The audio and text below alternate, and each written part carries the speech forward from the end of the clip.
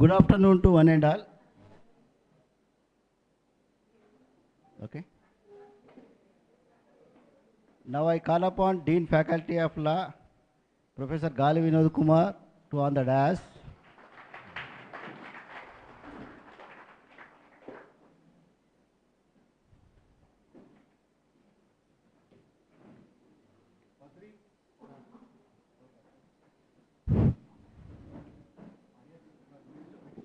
Once again, good afternoon to one and all. Welcome to Department of Law, University College of Law, Usmania University for Dean's Award Ceremony 2023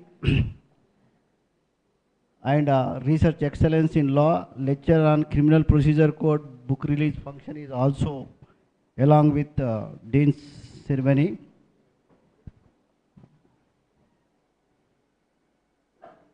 Dean Faculty of Law, Usmania University, since 2 years, is encouraging research scholars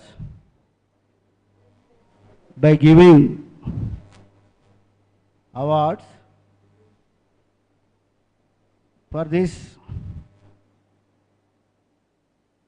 Dean Office is regularly issuing a notification on the name of articles, books, seminars, and other kind of publications in different areas. Based on that, the research committee is there in the college. They will assess the marks. Who got highest mark, they will award Dean's Award every year. Last year, T. Nishit, research scholar, got award. Now he placed somewhere as assistant professor in law. He is getting 1.5 lakh salary per month. This year also, we completed that process. Very soon, committee will decide, committee will give our name for selection of Dean's Award. Objective of this award is like this. Actually, international level, most of the universities, Oxford and some other important universities in the world, they are giving Dean's Award for encouragement of research scholars. In that process, even our Dean also started to encourage research scholars by giving this kind of awards. This is nothing but creating competition among the research scholars, simply taking admission, submitting thesis, getting award. It is kind of routine process. Even nowadays, UGC also insisting to publish 2 articles compulsory before submission of your thesis also, and publication of articles, attending seminars. This is continuous process is there in the even in the research also. To encourage little kind of more, Dean's Award is also very important, and in your career also, you can produce that certificate somewhere and you can get good marks. Selection process also, they are giving importance to this kind of awards. Even last year I got VC's Research Award from the Usmania University, from the law department. After receiving that, I felt very happy. Okay, university recognized me because I got UGC Research Award on online disputes resolution. I published 2-3 books. Articles are there. Based on that, they identified. They're like that. Even Dean also started this kind of practice. As associate, as colleagues of our Usmania University, all principals are really, they are taking part for this kind of program. I am welcoming all the college principals for this program. And also, even lecturer also came. Again, I am welcoming all the lecturers for this function. And even every year, you will conduct annual sports meeting, annual yearly end programs. In that also, even colleges also giving first prize, second prize, third prize, like that. The extension to that, this kind of programs we are conducting here. There is no any new kind of innovation, nothing. This is routine kind of process. To encourage research scholars, we require this kind of program. Even our dean is also very concerned about encouragement of this kind of research students, and it is always good in the research process. Thank you once again for attending this kind of this program.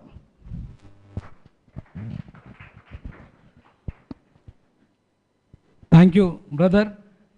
Venkateshwar Garu, please be seated.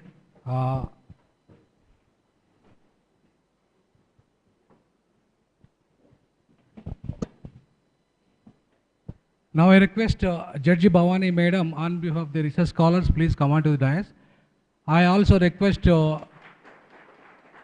principal PMR Law College, principal, please come on to the dais. I also requesting the principal Mahatma Gandhi Law College, please come on to the dais. So both are sponsoring this program.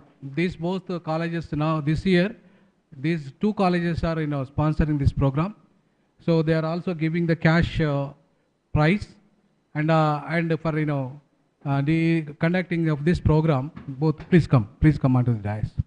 So Justice Chandra Garu is on the way, is coming. Professor Mallesham Garu వాళ్ళ పెద్దమ్మ చనిపోయిందట. So ఆయన రాలేకపోయారు. So ఆయన ఆన్లైన్లో కూడా join కాలేకపోయారు. Limbadri sir is on.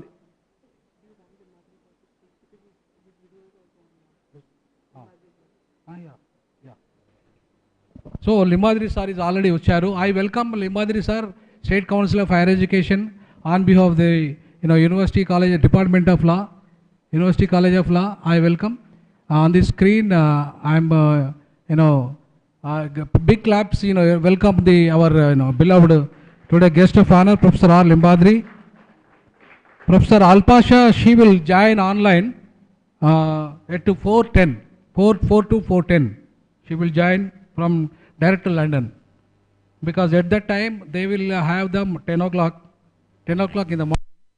So she will join at the 10 o'clock, 10 to 10 she will address. Sir is coming on the way. Professor Nageshwara sir is coming on the way. Now I request, I don't want to waste much more time because sir is waiting since a long time. I will explain later remaining things.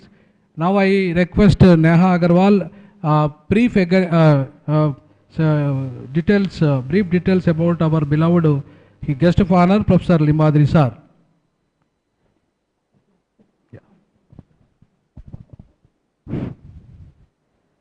I'm profusely elated to take the opportunity to introduce the guests for the Dean Research Award Ceremony 2023 to commemorate the occasion of National Scholars Day, as it was on this day that an honorary doctorate was awarded to Dr. B.R. Ambedkar by Osmania University. Our dignitary, Professor R. Limbadri, is the guest of honor. Professor R. Limbadri is the current chairperson of the Telangana Council on Higher Education. Sir has completed his MA, MPhil and PhD from Osmania University and has been a professor of public administration. His areas of specialization are rural governance, institutional growth and development. Sir has attended several national and international seminars. He has vast administrative experience, which includes officer on special duty, Registrar and Dean of Faculty of Social Sciences at Telangana University, Chairman Board of Studies at Telangana University and Department of Public Administration at OU. Sir has acted as Coordinator, Center for Distance Education. He is also recipient of several awards, including the Annual Case Study Award at the Indian Institute of Public Administration. Sir is currently the Chairman of the Telangana State Council of Higher Education. On behalf of the entire organizing team, we welcome you, sir. A big round of applause to sir. Sir, we request you now to speak on behalf of.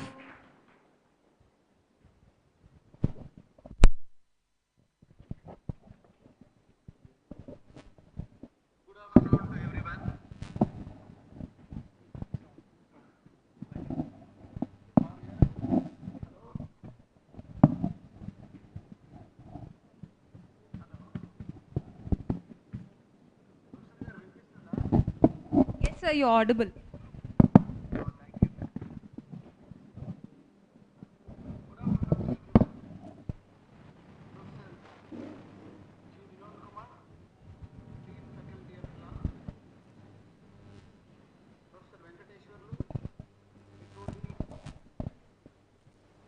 Department of Law, Professor Alpa Shah, Professor of Anthropology, London School of Economics and Political Science, UK. Keynote speakers, Professor K. Nageshwar,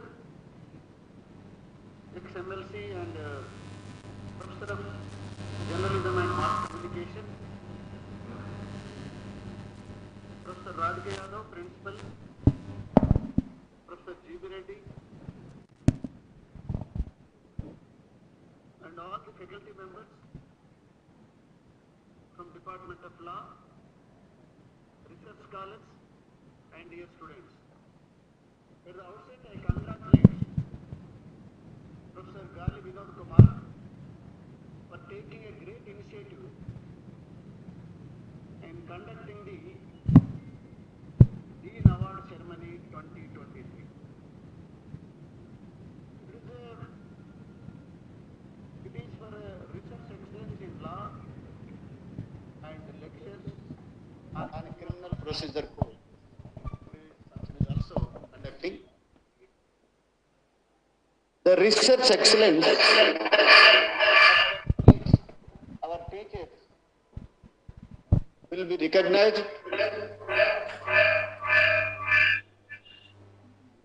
by giving the awards for their research contribution in the field of law. Really, this type of initiatives definitely help the teachers to motivate them to write more and to publish the quality articles in the best research journals. And as a human beings, when somebody encourages, somebody motivates, somebody recognizes your talent, your contribution, your research in your particular field, definitely that motivates the teachers to write more. And not only for the people who are writing, and others also will be motivated by this type of initiatives.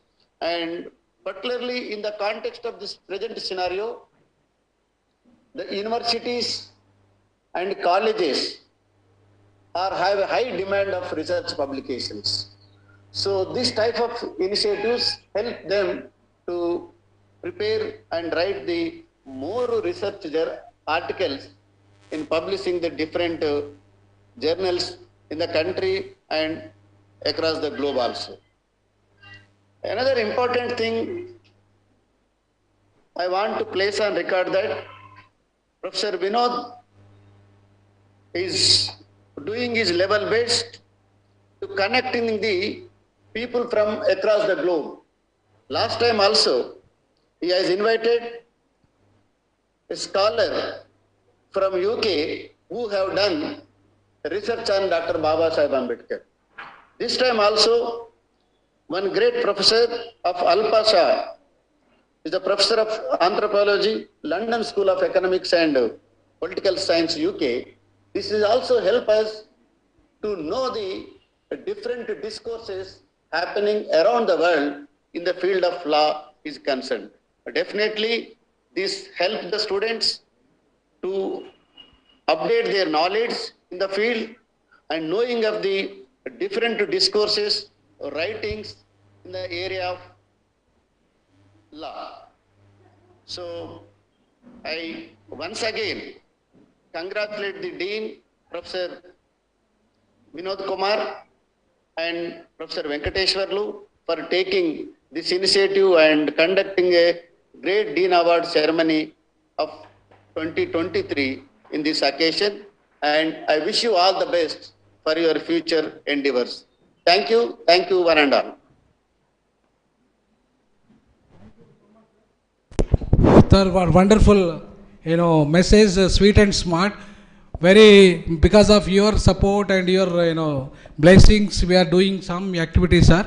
The Osmania University is playing, very important role because of our Vice Chancellor is taking some initiatives, very good initiatives, and introducing about the, Vice Chancellor Award for encouraging teachers. And also, the scholars are more than teachers. If the scholars will get standards, definitely the teachers also will get standards. Then ultimately, the students also will be benefited and get standards. So in this connection, I have chosen Baba Saheb Ambedkar, the world intellectual, who is, we are celebrating from 2013 onwards this day as a National Scholars Day. National Scholars Day officially we are celebrating, sir. And we are also from last year, we want to encourage the Dean Award. But we established Ambedkar Center and library, Ambedkar statue at PG College of Law and UCL, because to take the spirit of the Baba Saheb Ambedkar. So thank you so much, sir, for coming and giving sweet message. Thank you so much.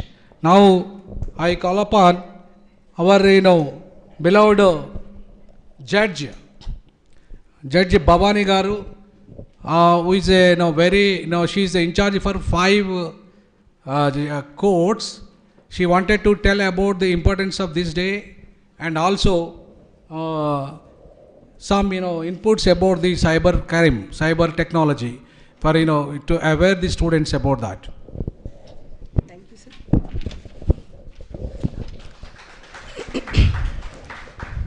I feel it's my privilege to be here for this session. I thank Professor Gali Vinod Kumar, Dean for the Osmania University, for providing me this opportunity to spell out some words regard to the session and also about the cyber crimes and security to be followed by every individual. Initially, I would like to spell out some few lines about this session that is celebrating by our Dean, our lovable Dean, Gali Vinod Kumar, since many years, that is Scholars Day. And on view of that, since past 2 years, he started the Dean ceremony also to encourage the students who excellence their studies in research and also the LLMs and even in graduation levels also. So that is nothing but the boosting for the students who can shine their excellence more and more in the future and also in the further studies. I first of all respect for the chief guest who still on the way, Justice G. Chandraya, who is the first Telangana chairperson, Human Rights Commission, Telangana State, and guest of honor, Professor R. Limbadri, Chairman of TS Council for Higher Education. 1 minute. Please, I request Ram Prasad, our former legal cell director, please come on to the dais. Please.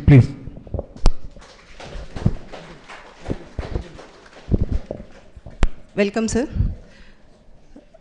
And Professor Alpha Shah, Professor of Anthropology, London School of Economics, Political Science, UK, and keynote speaker, Professor K. Nageshwar, Department of Journalism, Mass Communication, OU.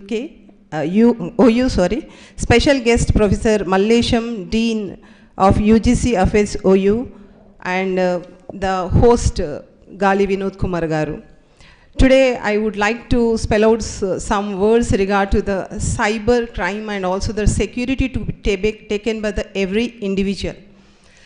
When we compare with the past, we don't have this much of technology what right now we are using. In the past days, we used to have the mouth-to-mouth publicity, and also only for sophisticated people, we used to have the telephone, that is also landline, not mobile phones which can be hold in our hands. So in that time, there is a less chances of having the cyber crimes. But when the technology is vastened, when comparatively from 2010 to we will see 2022-23, no person, means we can count the tip of the iceberg people who does not have the mobile. So everyone have the mobile in their hands, and everyone knows, even though they are not educated, illiterates, but they know how to use the mobile and how to do the transaction over the mobile, and also with the internet, and also with the laptops or even the PCs, personal computers and that. So by this, the crimes has increased. Why? Means if something is new thing is introduced, whatever it may be, then we should be, we should be very aware of the things. Even though the technology is helping us and we are doing all the things within fractions of seconds by using the technology. So the technology is most advantage for everyone comparatively with negatives. But nowadays it became a very burden for every individual to secure our personal life. Why? Means every person is using the mobile, and every person is doing the transactions despite of going to the banks and other associations to pay some bills and that. So when we are using our transaction over the mobile and also by the laptop or something, other electronic means, we should be very secure for that. Day in and day out, and we are seeing the n number of cases where the people are ignorant of the facts that knowing and well educated. And when the cases we deals, mostly the people are well educated. And one more thing, the criminals are the criminals' standards of studying is 8th class and 9th class. Most of the criminals, and they are come from the Bihar and also the Assam and Rajasthan, and where they does not have the livelihood. So they are striving for their lives. So they are selecting the profession of this, that is cyber crimes. Most of the prisons which were completely filled with only with the cyber crimes criminals who belongs to the other state, unlike the Telangana. So now it is reaching to our states also, Telugu states also, even adapting as a profession.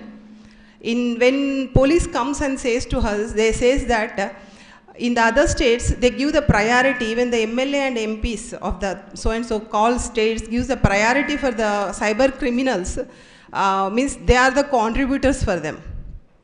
So here, it is very difficult also to find the criminal, because the person, where he will be residing, where he is staying, nothing will be disclosed to us.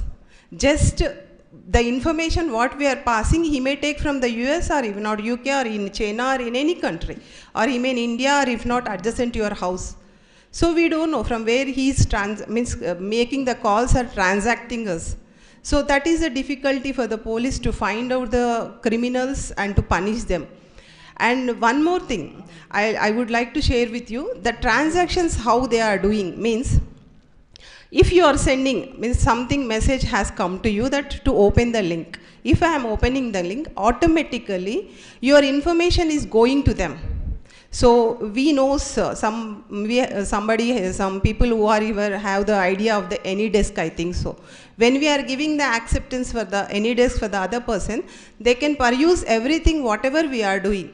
So such type of technologies and softwares are there with them. If you open the link, simply we won't do anything. We open the link, but your information completely, whatever the information which exists in your mobile phone or if not laptop, will be disclosed to him, including your passwords, whatever saved, and also the credit card numbers, debit card numbers, and everything.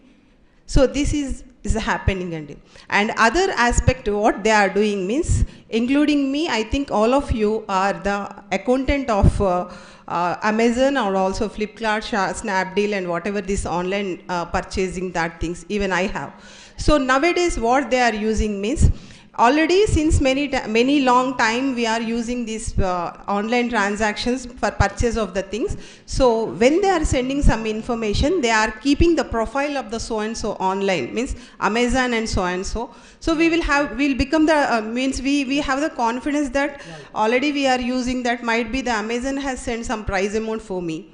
So they are taking that opportunity and fooling us. And they will keep the page of the Amazon, and down they will keep that you got the price amount, as you are the purchaser of Amazon online products since so many years, you got the amount of rupees 5 lakhs or 10 lakhs.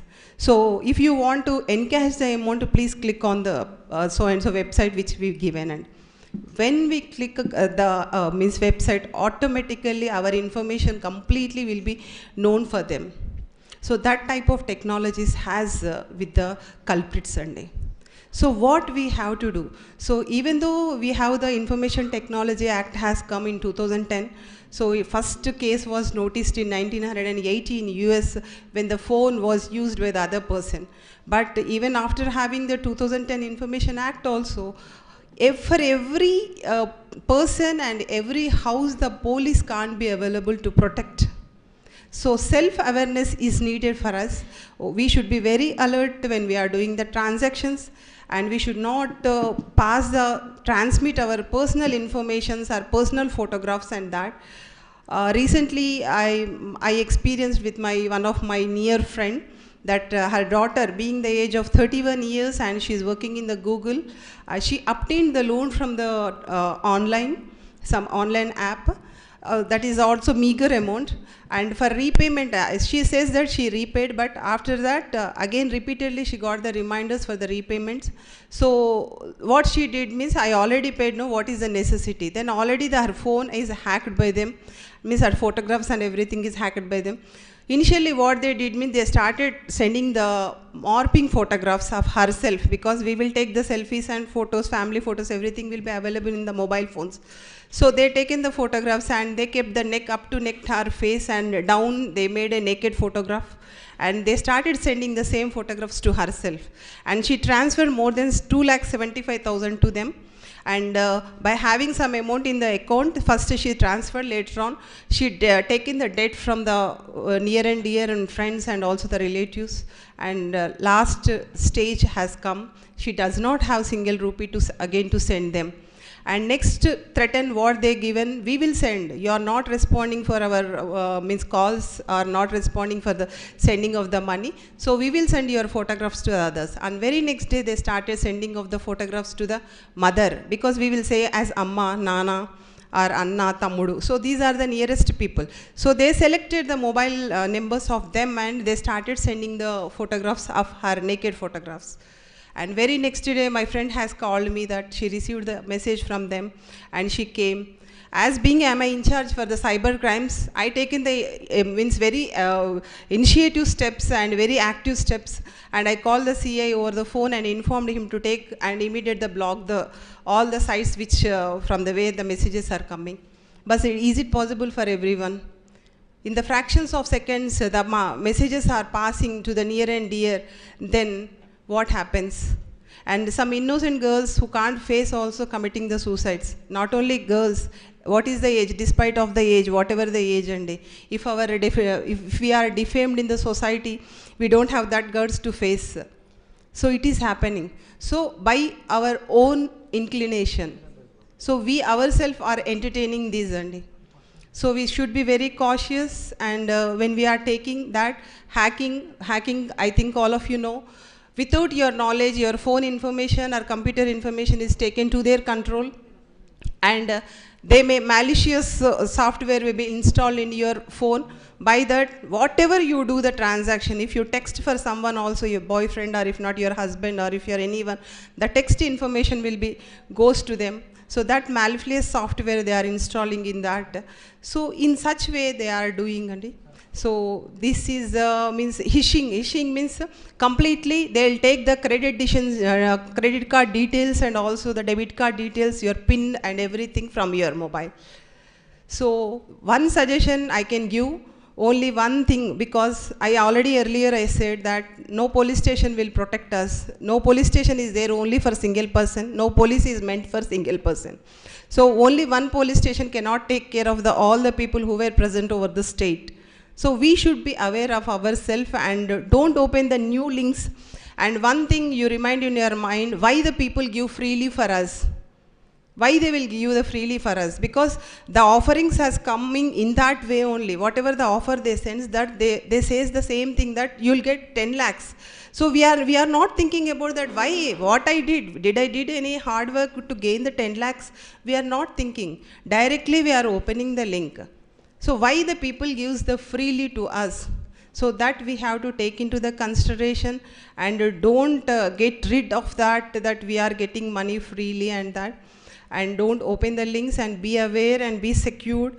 And once and twice you think if any of the transaction is done, immediately we have to respond to the bank authorities that if something is deducted from your phone. And don't share your personal details for everyone. And even personal details sharing also is a very dangerous thing nowadays. In the past days, when we are going for any of the match, when we take the photograph of the girl or boy, they used to ask us to return the photograph after, if you dislike the girl, or if you say no for the acceptance of the said match. We used to collect the photograph from them in the past 30 years back and 20 years back. But now we are sharing our n number of photographs which are too personal to many number of people. So they may do anything with the photographs also. So we should be very cautious. In coming generation, we can't even predict comparatively with the legal cases. There will be a more number of cases for the cyber crimes. So only that is to prevent that, we should be self-protected. We should not share our personal information. And especially for teenagers, I'm suggesting that don't do the video calls for, even though he's your boyfriend or even though your husband, even though anything. So that video calls is leading for the nude video calls, and that is recorded by the other person, how we can trust the person. He may marry you or not, we don't know, but that person is saving the said information, and later on after your marriage also he is putting the same in the social media, and also if not he is sending for your husband or near relatives and defaming you. So if this happens, then how your parents and your family reputation will be. So we have to think that, and we should be very aware of that. This is why I asked the Vinod Kumar sir to give the opportunity, means day in and day out we are seeing the victims. We have the sympathy, but single rupee also not even recovering by the police. If I ask the police that why you are not recovering the money, means what they says, ma'am, this link is only for 20 seconds. So after 20 seconds, this person through this link is sending for the other person, and through that person, that he will be sending for the other person. Only within the 10 minutes to 20 minutes, this is going for the 100 transactions. How can we trace out the money? Is it possible to trace out? They are giving these answers, and so money, even though they lost crores of rupees, money is not returning. So only the thing we have to follow is we should be very cautious. And thank you, and thank you, sir, for giving this opportunity.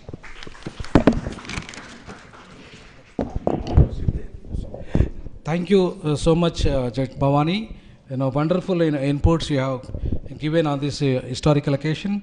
Now I request Dr. Radhika Yadav, please come on to the dais.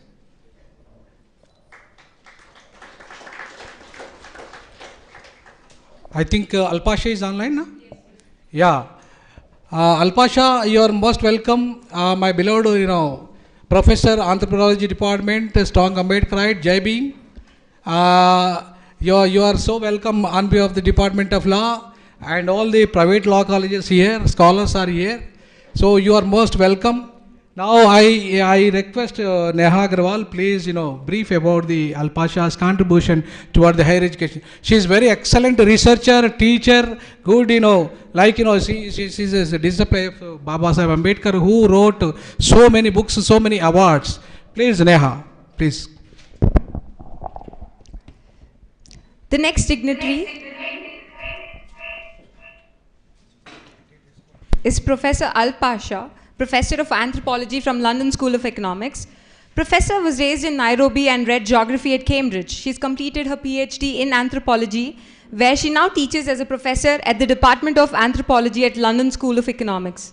She also heads the Economics International Inequalities Institute, the Global Economies of Care research team.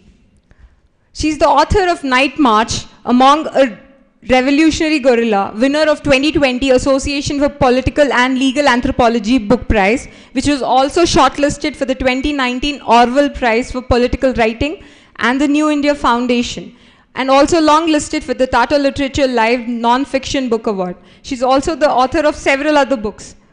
Much of Professor Alpha's writing is based on long-term ethnographic research, living in participant, observer among the communities where she writes about. Her research has been generously supported by several awards, such as the European Union Research Council, the UK Economic and Social Research Council, the British Academy, and the Werner Grant Foundation. We are truly honored to have you, Professor Alpasha.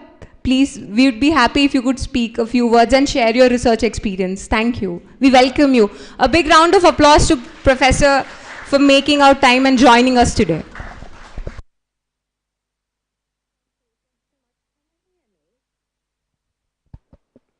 Can you hear me? Can anyone hear me? Yes, yes. Oh, wonderful, wonderful. Well, thank you so much. It's such an honor to be here. It's such a historic day. And I thank everybody in the room. I thank everybody on the panel. And I thank everybody who's invited me to be here today. It's really a true honor. It's a very special award ceremony. When Professor Gali Vinod Kumar asked me if I would come for a few minutes to address you, I was really delighted to hear actually about the history of this award. You know, an award which honors the legacy of Babasaheb Ambedkar and the first recognition that he received back in India from the Nizam of Hyderabad, who honored him with a D.Lit degree on this date exactly 70 years ago. In fact, to be very honest with you, I was unaware of this connection between Dr. Ambedkar and the Hyderabad state until the invitation of Professor Gali Vinod Kumar to address you today. I only knew about the scholarly recognition that Dr. Ambedkar received abroad. And of course, this was recognition that he received at Columbia University, but also at my own university, where I am based right now, the London School of Economics and Political Science, from which he gained his own PhD. I hope that, you know, some of you, I had the honor of taking Dr. Gali Vinod Kumar to Professor Gali Vinod Kumar to see the statue of Ambedkar's that we have at the LSE, where he is remembered very fondly, and some of us try to carry on his legacy. There is also an amazing portrait in one of the precincts at the LSE, which where you know he is housed and he continues to be remembered today. So really, it was this first time I heard about this connection with the Hyderabad state, and especially the Nizam.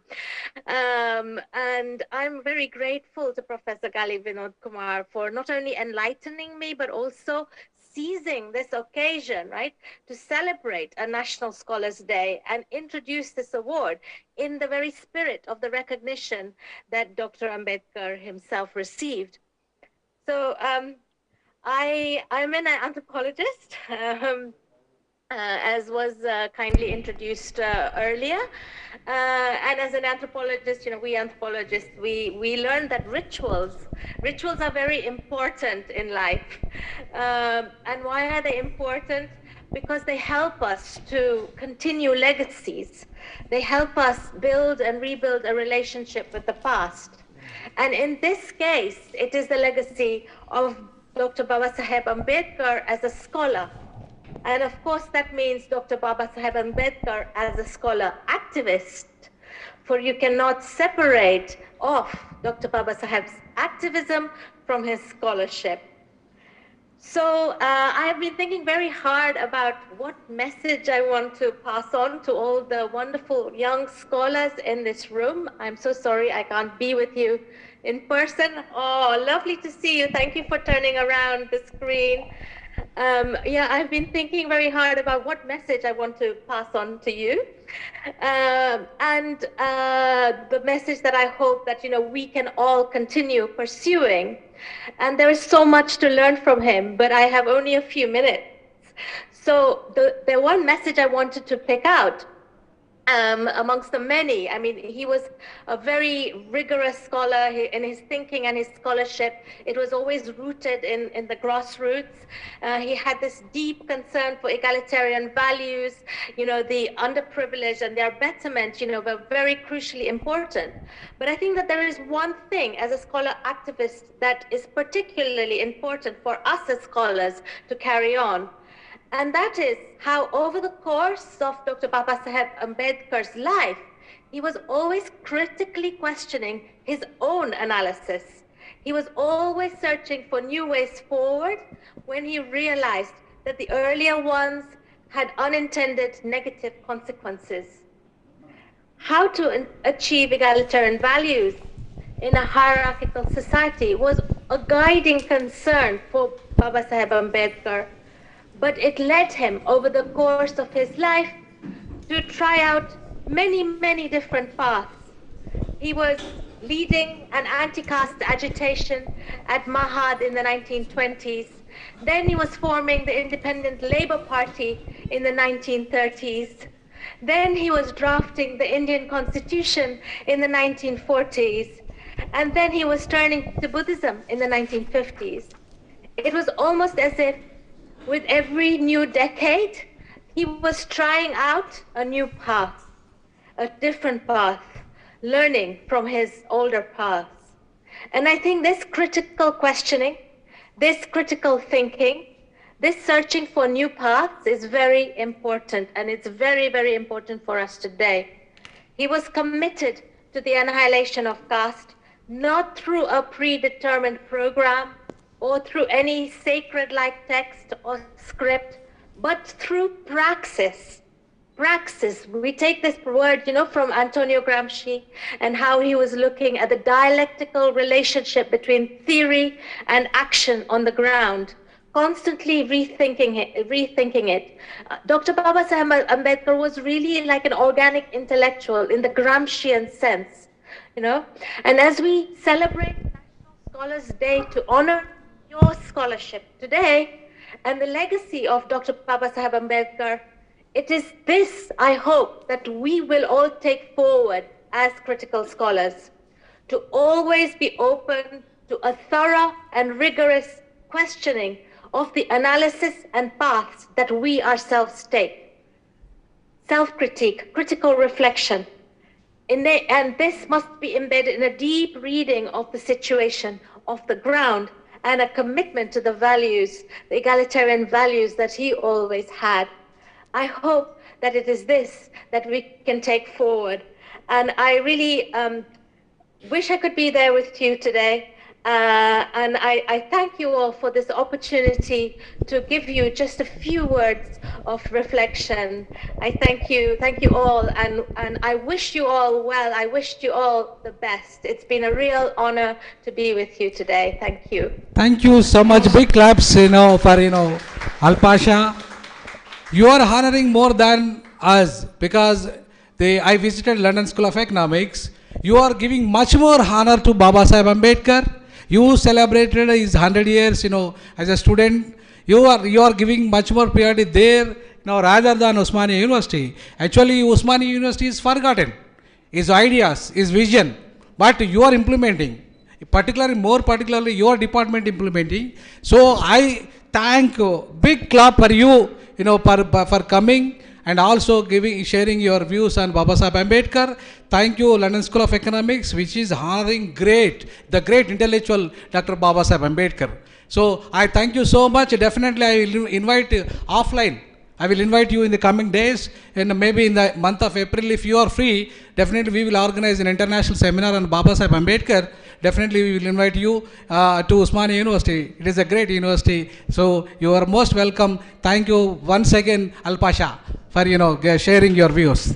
Thank you so much. So, ipude sir vacharu kabatti we will start our regular program. So now I request our Honorable Justice Chandraya Garu to honor our beloved world intellectual Dr. Baba Saheb Ambedkar by garlanding. మనం ఇంకా garland చేయలేదు sir, మీరు వచ్చేదాకా garland చేయడానికి ఆగాం. మే front seats అన్ని ఖాళీగా ఉన్నాయి, కొంత మిగతా వాళ్ళంతా ముందుకు రండి దయచేసి, ఎందుకంటే మళ్ళీ చాలామంది వచ్చేవాళ్ళు ఉంటారు. మీరు ముందుకు వచ్చేస్తే బాగుంటుంది. Back side principals, all principals come forward please, ముందుకు రండి. ప్రిన్సిపాల్స్ అందరూ ఇక్కడ ముందుకు కూర్చోండి.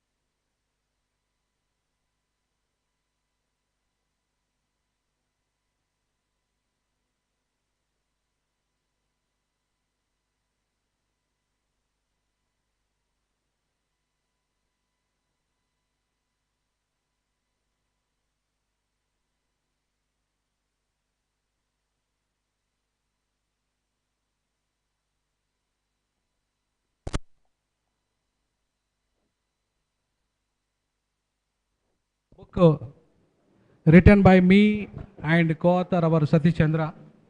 Sir, మీ చేతుల మీదుగా.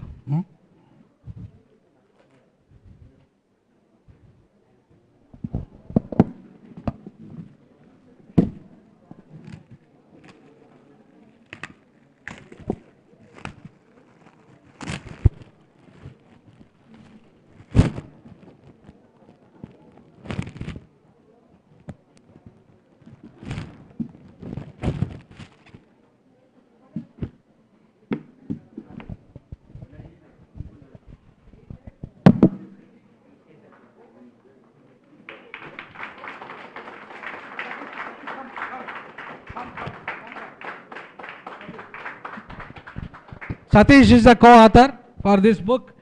Lectures on criminal procedure, law, probation, offenders and juvenile justice.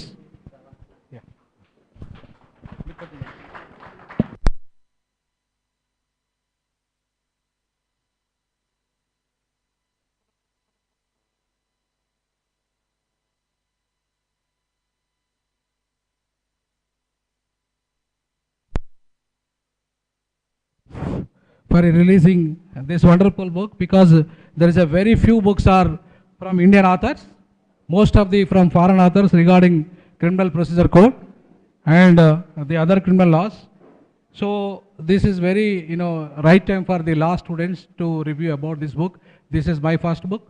And regarding academics, this is my third book. Academics for this is my third book. The remaining books also there.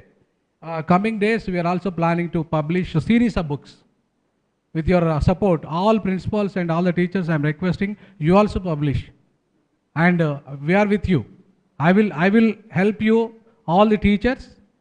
We will publish like them same series, lecture series. Okay, along with me, please publish. I am giving this opportunity for every teacher.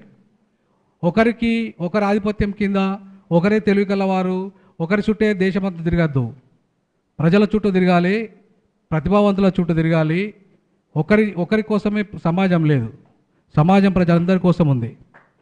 సమాజంలో సమాజంలో అవకాశాలు రాకుండా అణిచివేస్తున్న వారి చరిత్రను బట్టబయలు చేయాల్సిన బాధ్యత నా మీద ఉంది. అణిచివేత అనేది దుర్మార్గం, ముఖ్యంగా న్యాయ విద్యలో. వివక్షత అనేది దుర్మార్గం న్యాయ విద్యలో. ఇది జరుగుతున్న చరిత్ర. దీన్ని బ్రేక్ చేయాల్సిన అవసరం ఉంది. లేకపోతే ఒక వ్యక్తి కోసం వ్యవస్థను నాశనం చేయడం అనేది ప్రజాస్వామ్య మూల సూత్రానికి విరుద్ధం. ఇట్లాంటి పరిస్థితి లా డిపార్ట్మెంట్లో ఉంది. ముఖ్యంగా దుర్మార్గమైన చరిత్ర లా డిపార్ట్మెంట్లో ఉంది. దీన్ని బ్రేక్ చేయాల్సిన అవసరం ఉంది. యాజ్ ఎ డీన్గా నేనున్నంతకాలం దీన్ని నడవనియను. I will give free for everybody to write the books, to write your ideas, to share your ideas. ప్రపంచం అనేది చాలా గొప్పది, విశ్వం చాలా గొప్పది, అనేక అవకాశాలు అందిస్తుంది. ఎవరు ఇప్పుడు నా స్కాలర్ అద్భుతమైన రైటరు ఎవరు, మన వన్స్ ఒకసారి నిలబడమ్మా Satish Chandra. Is now Telangana scholar. Is going to publish several books. I'm giving chance for him. ఇప్పుడే తెలంగాణ యూనివర్సిటీలో ఆయన మొన్ననే yes 2 years బ్యాక్ ఆల్రెడీ ఒక బుక్ రాశాడు ఆయన. So I'm encouraging the scholars because it is a scholars award. It is a research scholars award. So I want to encourage all the research scholars. You can publish your books. I'm with you. నేను మీకు ఇస్తున్న అవకాశాన్ని ఈ research scholars day award సందర్భంగా మీరు దీన్ని use చేసుకోండి దయచేసి. I'm giving also for the teachers, all the teachers. మీకు చాలామందికి అవకాశాలు రాకుండా ఇబ్బంది పడతారు, ఆర్థిక ఇబ్బంది పడతారు. డబ్బులు కూడా ప్రొవైడ్ చేయడానికి నేను ready. I'm ready for that, for publishing. Because ప్రతిభావంతులను వెలికి తీయడమే నా బాధ్యత. మీరు ఉన్న ఏ ప్రతిభ ఉన్నా I want to give an opportunity to give that. Even I am giving, please sit down Satish. I am giving promotions for professors in private colleges. I am giving promotions for associate professors. And also whatever the promotions we are getting, I am also giving same promotions for the all private law colleges. అన్ని private కాలేజీలలో కూడా ప్రొఫెసర్లు అవుతున్నారు, associate ప్రొఫెసర్లు అవుతున్నారు. మొన్ననే ప్రదీప్ కూడా MSS లా కాలేజీలో అసోసియేట్ ప్రొఫెసర్ అయ్యాడు. So I'm giving because it is primary duty. మాకు ఎట్లయితే అవకాశాలు వస్తున్నాయో సిఏఎస్లో మీకు కూడా అవకాశాలు రావాలి. స్కాలర్స్ ఎవరైతే ఉన్నారో పాపం మంచి సతీష్ లాంటి మంచి టీచరు, మంచి రైటర్ని ప్రోత్సహించాలి. ఇట్లా చాలామంది ఉన్నారు. ఇంకా ఇట్లా మనం చీకట్లో ఉన్నారు, వాళ్ళంతా వెలుగులో తీసుకురావాలి. వాళ్ళందరినీ తీసుకురావడానికే ఈ programme. This programme is meant for that only. ఈ స్కాలర్ అవార్డ్ అనేది అంబేద్కర్కి డాక్టరేట్ ఇచ్చిన రోజు ఇది. This is very very important today in the history of India. Because Ambedkar's merit is recognized on this day. Nobody has recognized Ambedkar merit except Osmania University. That credit goes to Nizam, Raj Pramukh Nizam. నిజాంను మనము ఇంత పెద్ద యూనివర్సిటీని నిర్మాణం చేసిన నిజాం ప్రపంచంలో అత్యున్నతమైన విశ్వవిద్యాలయాల్లో contribution ఉంది ఆయనకి. అంబేద్కర్ ఇవాళ ఈ స్థాయికి ఎదగడానికి నిజాం చేసిన సాయం చాలా ఉంది. So I thank the Nizam, I thank this founder of the Nizam. I salute the Nizam.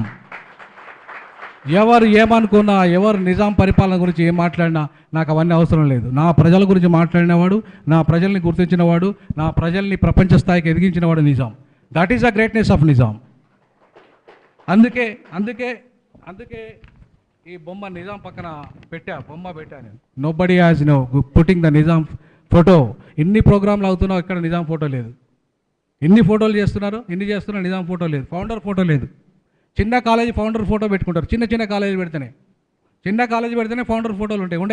ఉంటాయా? ప్రైవేట్ లా కాలేజీలో మీ ఫౌండర్ ఉంటాడు, ఎవరైతే ఉంటారో వాళ్ళని బాగా ఫ్రేజ్ చేస్తాం, వాళ్ళ ఫోటో ఉంటుంది. మరి ఇంత పెద్ద యూనివర్సిటీ, ఇన్ని 54 డిపార్ట్మెంట్లు, కోట్లాది మంది విద్యార్థులను తయారు చేశాడు, ప్రపంచంలో మేధావులను తయారు చేశాడు, అంబేద్కర్ లాంటి ప్రపంచ మేధావిని అందించాడు నిజాం. మరి ఆయనకు మన కృతజ్ఞత తెలుపద్దా? We must salute the Nizam on this historical occasion. So now I request our beloved Professor Venkateshwar, head of the department, who is always giving the support for the wonderful academic of reforms in the Department of Law. Venkateshwar garini మనం అందరం ఒకసారి big clap appreciate చేయాలి. ఎందుకంటే is in favour of the social justice.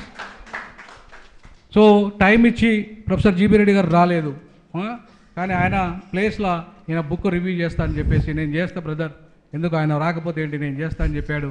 కాబట్టి మరొకసారి మన వెంకటేశ్వర గారికి welcome చెప్తూ బిగ్ క్లాప్స్ ఇద్దాం.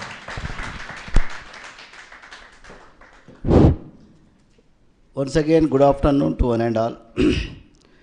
Respected dignitaries on the dais, today's chief guest, Justice G. Chandraya Garu, Chairperson, Telangana State Human Rights Commission, Dean Faculty of Law, Professor Gali Vinod Kumar, Principal of UCL OU, Dr. Radhika, my colleague in the department, Dr. Ram Prasad, and Padma Madam, Srinivas Sir, Lakshmi Madam, newly selected Principal Pradeep, Ananta Law College Principal Madam Chandramati, Bhavani Madam, and కొంతమందిని మర్చిపోతున్నా, ఏమనుకోవద్దు. All the principals, Geeta, okay, research scholars, even non-teaching staff from administrative building. Thank you, sir. Just now my colleague in the department, Professor Gali Vinod Kumar, Dean Faculty of Law, said that it is encouraging this kind of programs. See, I am for you must have this kind of attitude when you are in the teaching. Once again, I am repeating, several occasions I used to say, teaching is not a job. Teaching is like profession. అందరూ ఈ జాబ్లోకి job కొరకు అన్నట్టుగా రావద్దు. This is my first opinion. As a head of the department, I am repeating once again. Once you chosen this profession, you must possess different qualities, like encouragement of students like this. That is the reason today we are conducting Dean's Award function. I am here to encourage this function. చాలామందికి ఏంది అంటే స్టూడెంట్స్ని encourage చేసే అలవాటు ఉండదు, వాళ్ళు ఈ ప్రొఫెషన్కి రావద్దు. సపోజ్ మనకు 100 మార్క్స్ ఉన్నాయనుకో, క్లాసులో 90 మార్కుల వాళ్ళు ఉంటారు, 80 మార్కుల వాళ్ళు ఉంటారు, 70, 60, 50, 40 ఇంకా తక్కువ వాళ్ళు ఉంటారు. 40 వాళ్ళని కూడా ఎంకరేజ్ చేయాలి, 90 వాళ్ళని కూడా ఎంకరేజ్ చేయాలి. చేసే క్వాలిటీ అనేది టీచర్ కాడ ఉండాలి. దాన్నే నేను బెస్ట్ క్వాలిటీ అంట. అందరిని ఎంకరేజ్ చేయాలి. ఎట్లా చేయాలి అనేది చాలా ఇంపార్టెంట్. ఆ క్వాలిటీ లేకపోతే మీరు టీచింగ్ ప్రొఫెషన్లో ఉండకండి, వేరే ప్రొఫెషన్కి పోండి. ఈరోజు కూడా మనం ఎడ్యుకేషన్లో ఒకటే, very good, what you did is correct, try your level best in future. This is not sufficient. For this there is no any cost. For this statement, there is no any cost. For appreciation, nobody will depreciate you. If you depreciate, somebody will comment on you. For appreciation, nobody. ఈసారి నన్ను మెచ్చుకున్నాడు అంటే ఎందుకు మెచ్చుకున్నాడని ఎవరు అనరు. ఈసారి కోపడ్డాడు, తిట్టిండంటే దాని మీద comment చేసేవాళ్ళు ఉంటారు. అందుకనే this is great profession, this is honourable profession. In this profession you must required only appreciation from the teacher. If you appreciate after going back to home, that student feels that I have to work better than what he commented today. That is a tablet for his future. Suppose if you start depreciate, నువ్వు వేస్ట్గానే ఉన్నావు, నువ్వు సరిగా లేవు, నీకు మార్కులు రావు, నువ్వు ఎంత చదివినా వేస్టు, నీకు జడ్జి పోస్ట్ రాదు, నువ్వు ప్రాక్టీస్ పనికిరావు, నువ్వు టీచింగ్ పనికిరావు, ఈ కామెంట్స్ నుంచి అతన్ని మీరు లోపలికి చేయడమే తప్ప బయటికి తీసుకురావడం ఉండదు. అందుకనే మా dean always is trying to appreciate teachers and students also, even research scholars also. For that, I am taking part in every program. And coming to the recent developments after his tenure, after his taking over charge as dean, we are giving promotions in the private colleges. Suppose if any professor completes his 10 years of standing or 12 years in service, if he publish 5 papers, if management feels he is capable of giving promotion, they are giving notifications, we are upgrading them as associate professors. This is చాలా మంది ఏమనుకుంటారు, వీళ్ళకి ఎందుకు ఇస్తుర్రు అనుకుంటారు. చాలా తప్పది. Legal ఎడ్యుకేషన్లో associate professors ఉండాలి అని బార్ కౌన్సిల్ ఆఫ్ ఇండియానే ఇన్సిస్ట్ చేస్తున్నది. Sometimes I was taken part of bar council inspection also. They are asking how many associate professors we have, how many assistant professors we have having doctorate, how many professors they are pursuing research. These kind of questions are coming. Most of the colleges are writing nil, nil, nil. This is wrong. You have to encourage even teachers also for research programs. That is very good. And if managements come forward to ask them to publish article, every year you must conduct review. Based on review, if you want to give increment, you can give. Otherwise, no. Simply we are not encouraging any teacher. You have to put so many tests. One test is at least one article in National Law Journals with ISBN, with ISSN. So much of research is there in the legal field. Every day, Supreme Courts are giving different kinds of judgments, different angles, but no encouragement from the law colleges. For that reason, we started here to do little encouragement.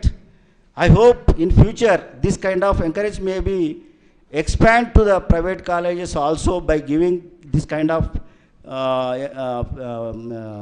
prizes, certificates for betterment of the law colleges. And really today I am very honored and privileged to stand before you to review this book. In my view, whatever it is, whether it is published by Oxford Law Journal, published by Oxford Book Publishers, Asia Law Journal, or some other books, whether this material has come in the form of book. For this, you must encourage these authors. That is my opinion. How much of risk taken by author, I know. Simply it is not possible. It will take some time. For this intellectual kind of thing, you must encourage. That is my idea. Is there any wrong? For this, today I am here to encourage lectures on criminal procedure, law of probation of offenders and juvenile justice. Before joining, I was in practice in criminal side also. For reference, there is no proper book. For juniors, for beginners, you don't have proper books to understand for beginners. But after seeing this book, what I found, even LLB passed student also, they may understand basics of the Criminal Procedure Code. I found FIR to Juvenile Justice Act. In this book, FIR regarding the statements, arrest, bail, private complaint, dying declaration, 41 CRPC, confession statements, warrant, framing of issues, charge sheet, commencement of trial, and role of witness, marking documents, and evidence role, and public prosecutor role, IO role, all these kind of things we can find in this book. This is very important book for beginners. I hope if these are two authors, if they go for marketing also, copies may not available after 1-2 months. This much of demand there is for this kind of book. Why I am saying means even an ordinary person also can understand. Junior also can understand. Simply I am saying, no, when I was in practice at the beginning days, I could not understand some of the books which are written by foreign authors. Now, after seeing this book, even common man, even junior advocate can understand this kind of books, and these books are very useful in the practice at the beginning stage. Once again, I am congratulating these two authors, Professor Gali Vinod Kumar and Satish. Please, Satish, stand up. A big claps for Satish.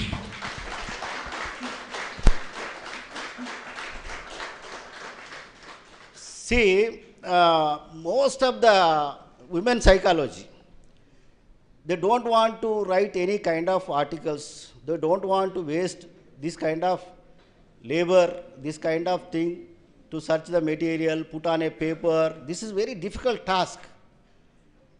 మనం ఎందుకు encourage చేయాలంటే ఆయన already ఒక book రాసిండు, ఈ book రాశాడు, ఫ్యూచర్లో ఇంకా బుక్స్ రాయాలని నేను కోరుకుంటున్నా.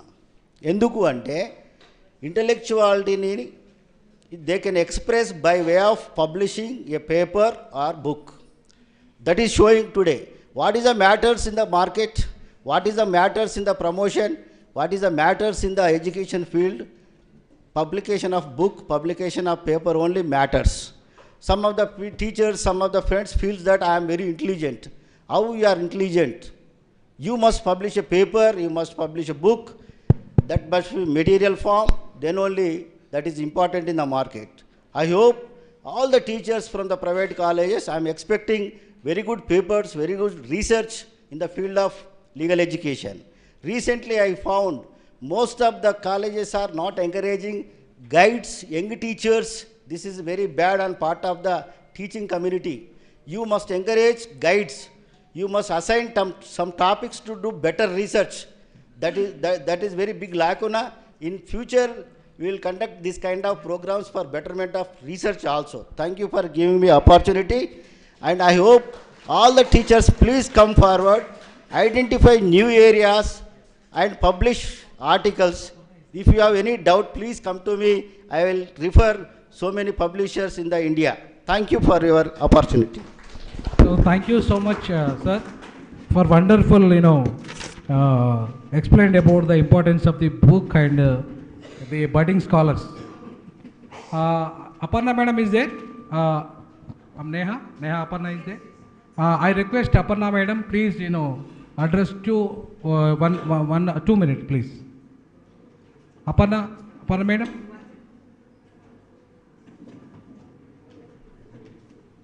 Board of Studies chairman, don't go outside, please. Within short period, Professor Nageshwara sir is coming. He will address the wonderful, lecture. Please don't go outside. This is, very important occasion. So, okay.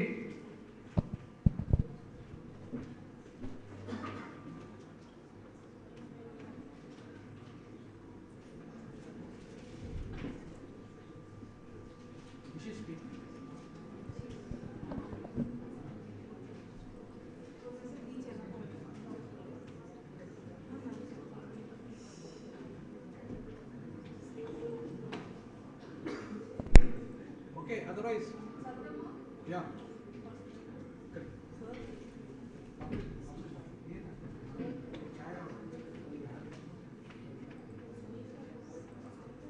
No, okay. Then this is my cue. Okay. Then it is. I think a connection problem is there. Now I request our Ram Prasad, please, say a few words about, this historical occasion. Former legal cell director.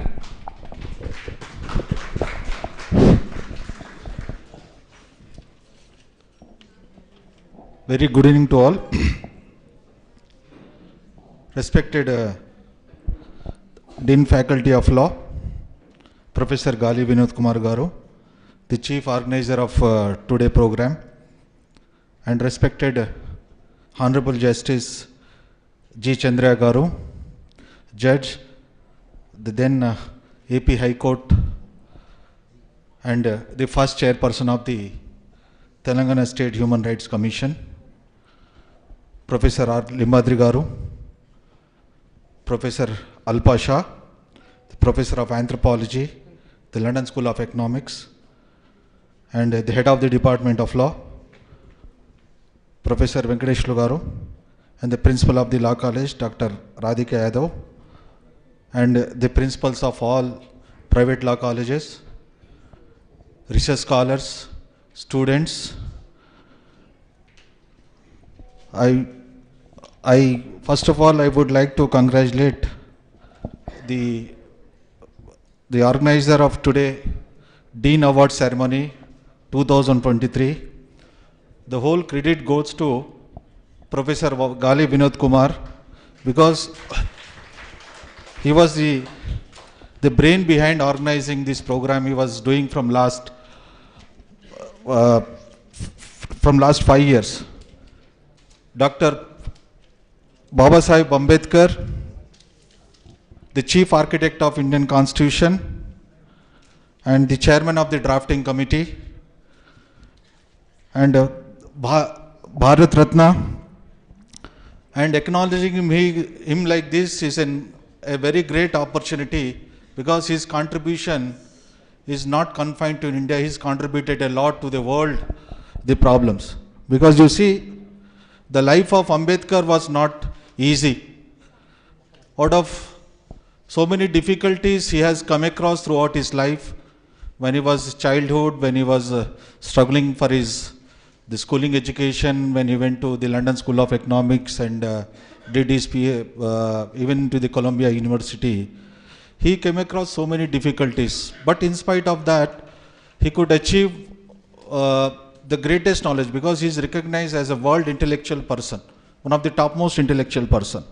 So Ambedkar is not confined to one caste, community or religion. He is a world intellectual person who has given a solution to so many problems in the society. Because understanding Ambedkar requires to know him very better way. Because Ambedkar is such a wonderful person, and we have seen a live document, the Indian Constitution, how it has been made. The best constitution, I can say, nowhere drafted in the world. The best of best constitution. And like India, where he united 565 princely states into one country. And the whole contribution goes to Dr. Babasaheb Ambedkar, the Bharat Ratna, where he put lot of efforts when he was a drafting committee chairman. The whole, now I request Professor Nageshwara Garu to come on to the dais.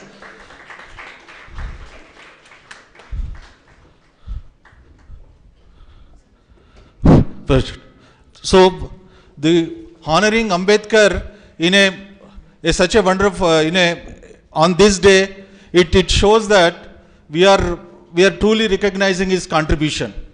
So Ambedkar, his contribution on society, his contribution on the social problem, on the economics, on the law and whatnot. He had studied the subject in a such a way that he has shown the solution to every problem in the society. So on this great occasion, I would like to congratulate the icon of social justice, Professor Gali Vinod Kumar, who has really a true recognition given to Babasaheb Ambedkar in such a manner. So this legacy, I request this legacy has to be continued in the future also. So this is nothing but a great tribute to Babasaheb Ambedkar, the chief architect of Indian Constitution, who has shown the way and path how the India should be governed for the near future. Thank you, the organizer, for giving this opportunity on this occasion. Thank you so much, brother. Definitely, I will continue the Babasaheb Ambedkar's path, that is for social justice transformation also. So, before, sir, Professor Nageshwar sir, an excellent living legend of encyclopedia of living legend. నా దృష్టిలో నేనైతే నాన్న sir department journalism అయినా సరే నా గురువుగా భావిస్తాను. Is my Guru. I always నేను ఎవరైనా వీడియోలు చూస్తానంటే ఓన్లీ ప్రొఫెసర్ నాగేశ్వర్ గారే చూస్తా. మిగతా వాళ్ళని నేను ఎక్కువ ప్రియారిటీ ఇవ్వను.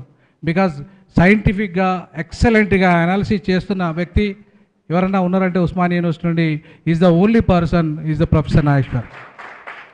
So on behalf of the Department of Law, I salute sir, I welcome sir.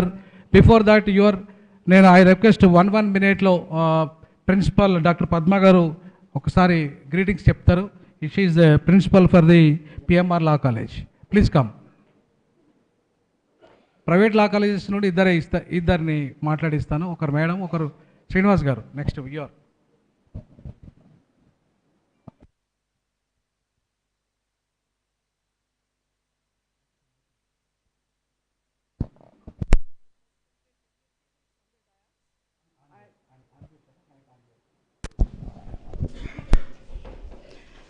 It is a great privilege for us to participate in this excellent program, and I hope this legacy will be continued in future.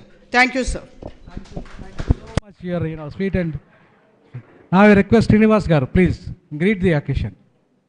On behalf of the all private law colleges, I am giving an opportunity.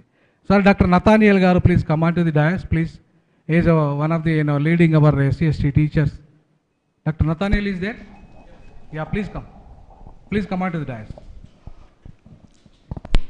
Respected Chief Guest of this function, Honorable Justice Chandray Garu and Gali Vinod Kumar Garu, Professor, Dean Faculty of Law, Sri Venkateswara Garu, Professor, Head Department of the Law, Radhika Yadav Garu, Principal, University College of Law, Ram Prasad Garu, Professor Nageshwar Garu, Professor Nathaniel Garu, and all the colleague principals, research scholars, friends, ladies and gentlemen. We take this opportunity to extend congratulations to our Dean, Professor Vinod Kumar Garu, and all the organizing committee members of this Dean Awards Committee to give the recognition to all the student scholars. Very long back, our Vinod Kumar sir proposed one journal called Usmania University Law College Journal. For that, we created one mail ID also, and sir asked us, all of us, to send the articles to be published in that journal. And I take this opportunity to welcome all the scholars, faculty members, each and everyone to contribute the journals to that thing. On behalf of Mahatma Gandhi Law College, we are ready to extend any type of cooperation, either academically or infrastructurally or technically, for the success of this event and any future events. Thank you, one and all. Thank you. Thank you. So much, for a sweet message. Now, we are planning for giving online access for publishing your journal. We are shortly going to register that online journal. So because offline is giving much more cost rather than online. So adi ikkada justicia kondariki andubaatloki vastundi, andariki andubaatloki ravatledu. So that is the reason why we want to create a new online journal for all the law budding scholars. వాళ్ళు ఎక్కడ publish చేయాలి, ఏం చేయాలి అనే దాంట్లో చాలా ఇబ్బంది ఉంటుంది. So we department of law, particularly dean faculty of law, you want to create one online journal which must be recognised by the UGC. యూజీసీకి రికగ్నైజ్ చేసే విధంగా ఆన్లైన్ జర్నల్ తీసుకురాబోతున్నాము. సో దానికి మీ అందరు ఆర్టికల్స్ పంపండి. So now temporary I'm giving the in charge for the Srinivas, Dr. Srinivas. He will take care and collect all the online journals. Please send to his mail or his WhatsApp number. Okay. So now I request before that, I will explain. I want to tell you, sir, Dean Award is one of the unique award rather than Vice Chancellor Award. Because if you see, I visited London School of Economics, I visited Oxford, I visited Harvard, I visited Columbia, I have given even Singapore, Malaysia, so on and so forth. I have given so many lectures. So in these countries, the Dean Award is prestigious rather than the Vice Chancellor Award. So Dean is the policy maker. Dean is the policy maker. Vice Chancellor or Registrar is the administrator. Principals are administrators. The policy makers should make the policy. proper policy, for betterment of the, academic heights, transformation in the academic, education system. So Dean, now in Osmania, Dean is playing very much important role. But unfortunate thing is that, Department of Law is not recognizing even Dean also. No such a attender, no such a, clerk, no such a, typist is not there. No proper office is not there. So that is the unfortunate thing is happening not only in the Department of Law, in so many departments in the Osmania University, they are not at all recognizing the Dean position. Dean position is the highest position. You go anywhere in the world, anywhere, any top universities are taking the recommendations from Dean. If you want to sit in Oxford, if you want to sit in Harvard, if you want to sit in London School of Economics, they are taking the recommendation from the Dean. So Dean's letter is a mandatory. So that is the highest position of Dean. Please respect the Dean, not for Vinod Kumar. Vinod Kumar అనేవాడు వస్తాడు పోతాడు, ఇంకోరు వస్తారు ఇంకోరు పోతారు. But you respect the chair, whatever the chair. You respect the chair, you give the priority for the chairs, not for the individuals. Because individuals are not permanent, chairs are permanent. So that is the reason why I humbly request you, don't underestimate the Dean Award. Dean Award is one of the prestigious award which only Law Department introduced in Osmania University. No other departments till the date not introduced the Dean Award. Even Alpasha, you ask Alpasha, so Dean Award, how is, it very much priority they are giving in the London School of Economics. She knows very well. So they are giving much more priority for Ambedkar, Baba Saheb Ambedkar. Ambedkar's writing, there is a special room in the London School of Economics. Ambedkar's portrait, Ambedkar Museum, Ambedkar intellectuality is recognized by the London School of Economics. So great.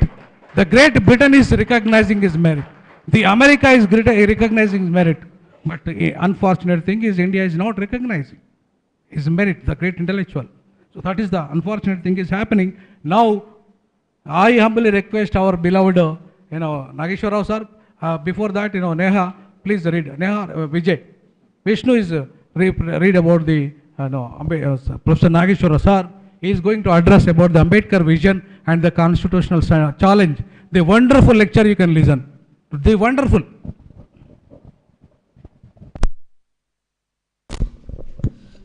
It's my privilege to introduce Professor K. Nageshwar Rao sir. So, he is a former member of the Telangana State Legislative Council and he is a professor in the Department of Communication and Journalism, Osmania University. And he is a former editor of the Hans India English Daily. He is a prolific public speaker and writer.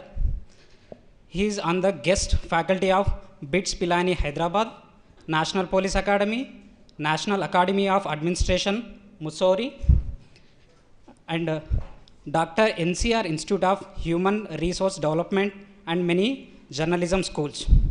He also published in many national and international media journals.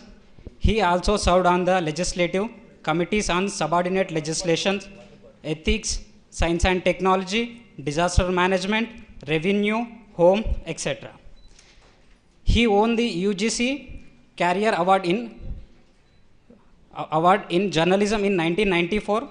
During the last 3 decades of journalistic experience, he published several articles in the leading newspapers, magazines, and national and international repute. Please give him a warm welcome. Applause, sir.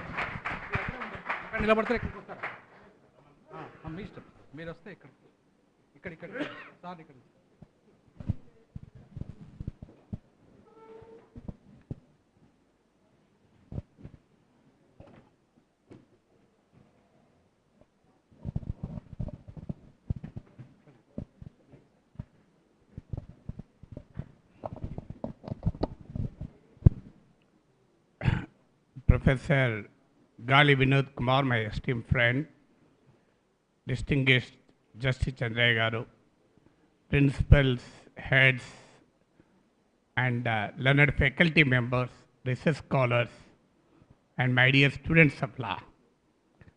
I always wonder how Professor Gali Vinod Kumar could attract audience to academic seminars in the universities, even late afternoon also.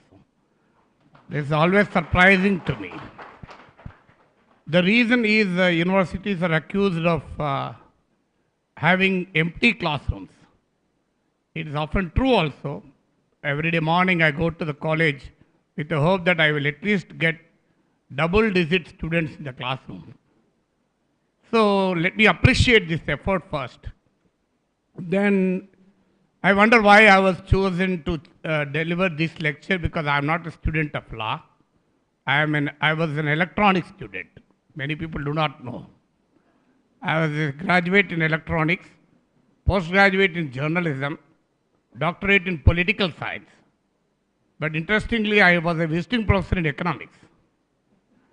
So it's a very rare combination. So I am a journalist by training, teacher by profession, and was a legislator by accident. Perhaps the last point brought me here, because I was a lawmaker for 8 years. That is the only link I have with the law. But I am an avid student of law, constitution. Like many other subjects, I love these subjects. So I was asked to speak on the Ambedkar's vision and the constitutional challenges in the contemporary India. Before I really delve into the various aspects of that in the limited time which I was given, so let me first question the very notion about Ambedkar. The moment we say Ambedkar, there is unwanted, undesirable antipathy towards that great legendary son of Mother India. The reason for that is Ambedkar was a champion of the downtrodden. Ambedkar was a champion of the socially and economically marginalized people of this country. So the forces which are opposed to the transformation of society obviously take a hostile stand towards Ambedkar. But they should also know that Ambedkar is certainly the legendary, Ambedkar is certainly the champion of the marginalized, but he doesn't represent any particular caste. So I just quote one statement of Dr. B.R. Ambedkar.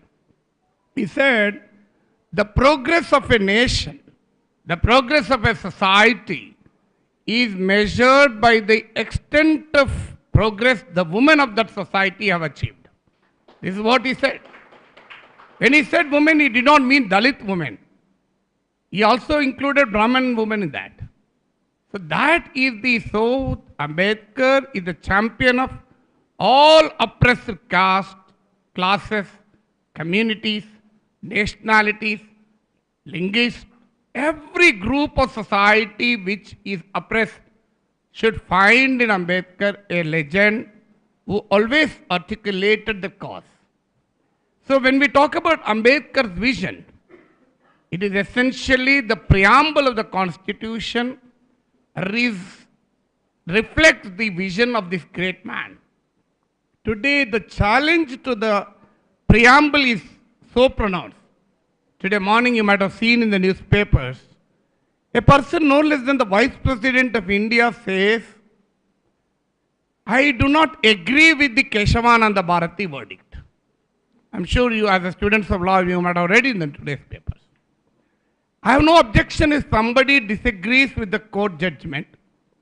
Well, anybody can disagree. Just honorable judge is here who has immense contribution to the world of law. So as a citizen of India, we also feel judiciary should not be invincible to criticism. Only the problem comes when you attribute motives to the judges. As long as you don't attribute motives, you have every right to differ with the verdicts of the highest courts of India. So I have no objection when the Vice President disagrees with the 1973 landmark Supreme Court judgment in the Keshavananda Bharati case. But the problem comes only when he tries to obliterate the verdict. That's the problem for me. I have no problem as long as he disagrees. I have no problem as long as he differs with the Supreme Court verdict. But the problem comes when the politics of the day tries to obliterate the very spirit of the Keshavananda Bharati case. So what did Supreme Court say in the Keshavananda Bharati? Today the Vice President talks about the parliamentary sovereignty and parliamentary autonomy to attack judiciary. He questions the separation of powers, the cardinal principle of the Constitution of India, to defend his argument and attack on judiciary. And surprisingly, the lapses in the judiciary are even taken to the advantage. Well, I don't say that judiciary was all perfect. So it's true the government of India in a presentation to the Union Law Ministry has been telling this. I'll come back to that. But my question is, did Keshavananda Bharati verdict question the parliamentary sovereignty and autonomy? As the Vice President of India was also a liar, wants the nation to believe. The problem here is we are living in a post-truth age where it is extremely difficult to distinguish between truth and falsehood. So what did, as students of law, you know much better than me, the Supreme Court has only said Parliament has the power to amend the Constitution of India, but it cannot amend the basic structure of the Constitution. So basic structure reflects the preamble of the Constitution, and thereby it reflects the vision of Dr. B.R. Ambedkar. So the preamble includes liberty of thought, the preamble includes fundamental rights, the preamble includes the freedom, the preamble includes secularism, federalism, democracy, separation of powers.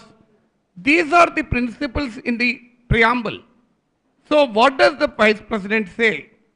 Vice President says that the Supreme Court of India, through the Keshavananda Bharati verdict, has eroded the parliamentary sovereignty and autonomy. But in fact, in the Keshavananda Bharati verdict, the Supreme Court upheld the constitutional sovereignty and the constitutional supremacy. So today the ruling dispensation wants to replace constitutional supremacy with executive supremacy, constitutional supremacy with the legislative supremacy. But what is the spirit of upholding the constitutional sovereignty? An executive or legislature can be an instrument of tyranny at times. It is not always possible that the people's verdict will be a wise and generous verdict. Assuming that today, if the parliament tomorrow makes a law that Hindi should be mandatory in every part of the country, only Hindi should be spoken and Hindi should be taught in Telangana, Andhra Pradesh, Tamil Nadu, wherever it is. Just because the parliament made the law, should the nation follow it? Well, parliament can certainly make this law. Because if the majority accepts it, it can become a law. And today the Hindi-speaking people and those who may not have the Hindi as mother tongue but still love Hindi, then that makes up to the majority. Because in Lok Sabha, 130 come from South India. So what is 130? UP 80 plus Bihar 40, 120. So just because you have the tyranny of majority, can you impose the linguistic chauvinism on us? Tomorrow, assuming that parliament makes a law that only Hindus have a right to vote but not Muslims, or but not Christians, but not tribals, but not Dalits, should we accept it in the name of parliamentary sovereignty? Tomorrow, if the parliament says, we will not have any state assemblies, we will not have any state governments, there will only be the union government. Union government appoints governor. Governors are anyhow functioning like chief ministers today in some states. So we will make it legally also. Only governor appointed by the government of India will rule the state. Should we accept just because the parliament has made that law? Just as V.R. Krishna here in an epoch verdict said, what is legal need not be justifiable also. That's the reason we call Union Ministry of Law and Justice. As a young student, I really got a doubt. Why should it be called law and justice when law is equivalent to justice? There should only be law. So when it should only be Union Ministry of Law. In fact, the College of Law should be renamed as College of Law and Justice. Because there cannot be law without justice. So the reason why the Union Ministry of Law and Justice, precisely because law may be in support of justice. Sometimes law may violate justice also. That's the reason V.R. Krishna here said, what is legal may not be justifiable. So what should we, as a citizen of India, we have to uphold justice, not the law. Tomorrow law is against justice. As a responsible citizen of this country, I would take pride in violating the law. I would certainly take the pride in violating the law. When much before the Supreme Court struck down the Section 66A of IT Act, you still remember two women in Maharashtra who do not know anything about law or constitution. They run a beauty parlor. When somebody declared Bandh, I think Shiva Sena declared Bandh, they were worried about losing their livelihood and said, why should there be Bandh? So for that, they said this in a Facebook post, not anywhere else. And they were arrested under Section 66A of IT Act, if I remember properly.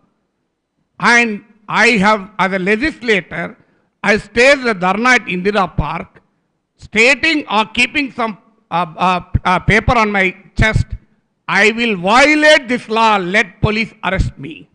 I said, I will violate this law. I will violate this law because it is the duty of because I believe in the Constitution of India, for which Dr. B.R. Ambedkar was the architect.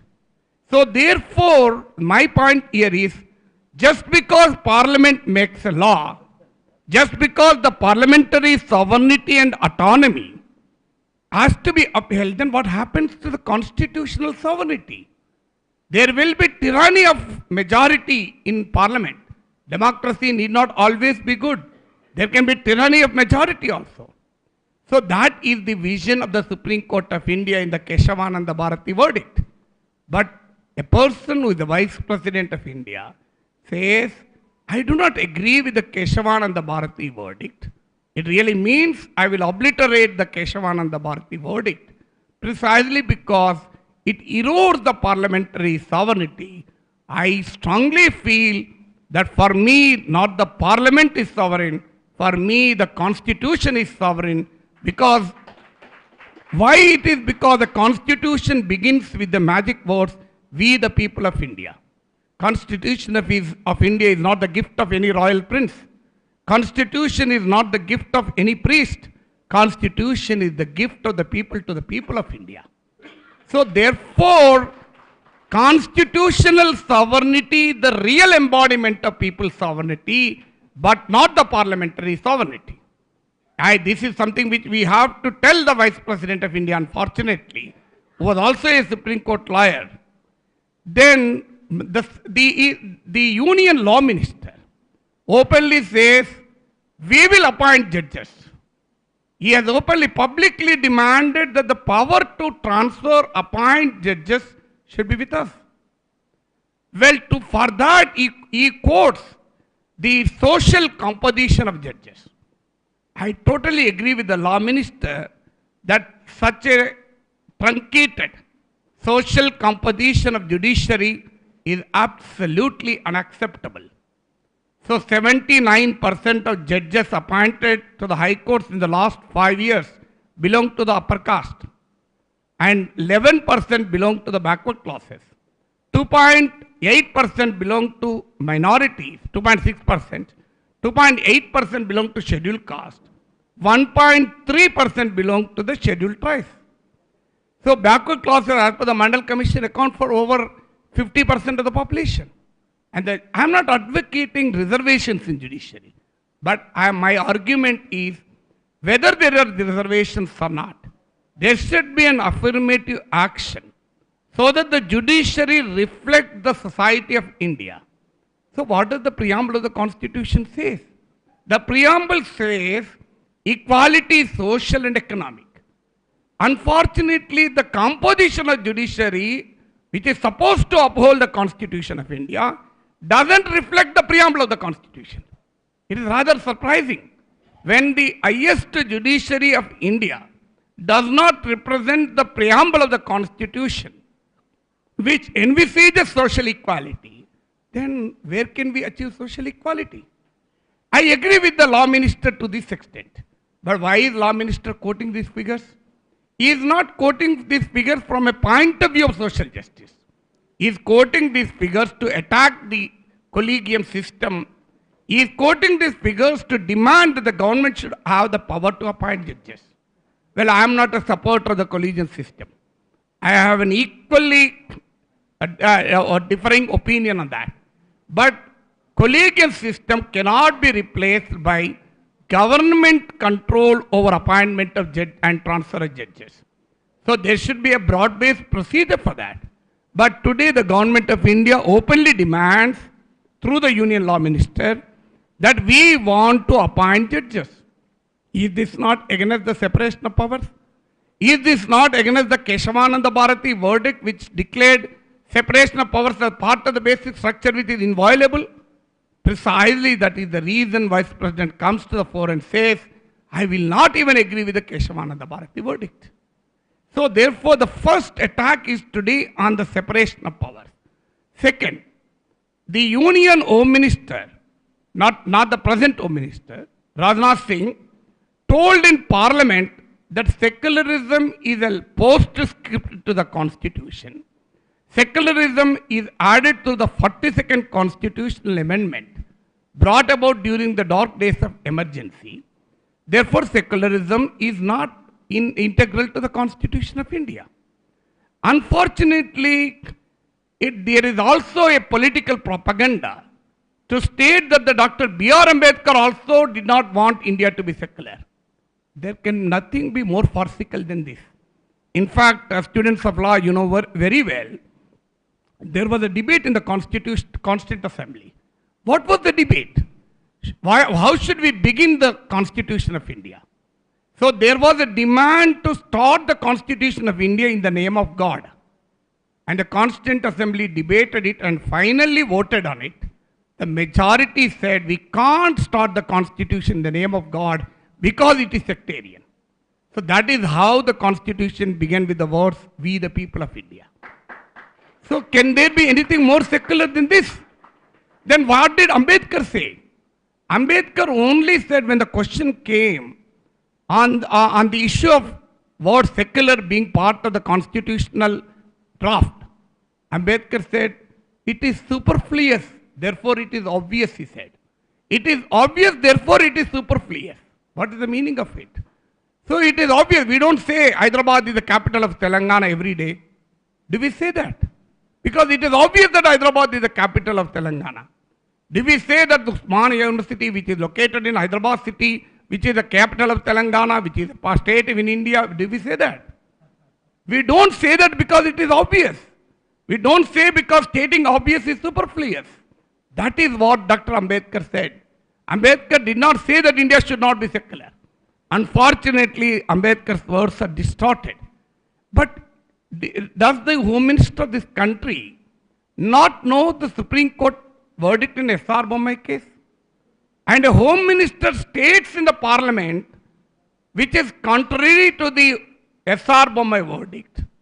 And as far as I understand, distorted interpretation of the court verdicts tantamount to contempt of court. So the Union Home Minister actually violates not only it should attract not only the privilege motion, but should attract contempt of court. Because Supreme Court in so clear terms said in S.R. Bommai case, what was implicit in the Indian Constitution was made explicit by the 42nd Constitutional Amendment. This is what the Supreme Court said.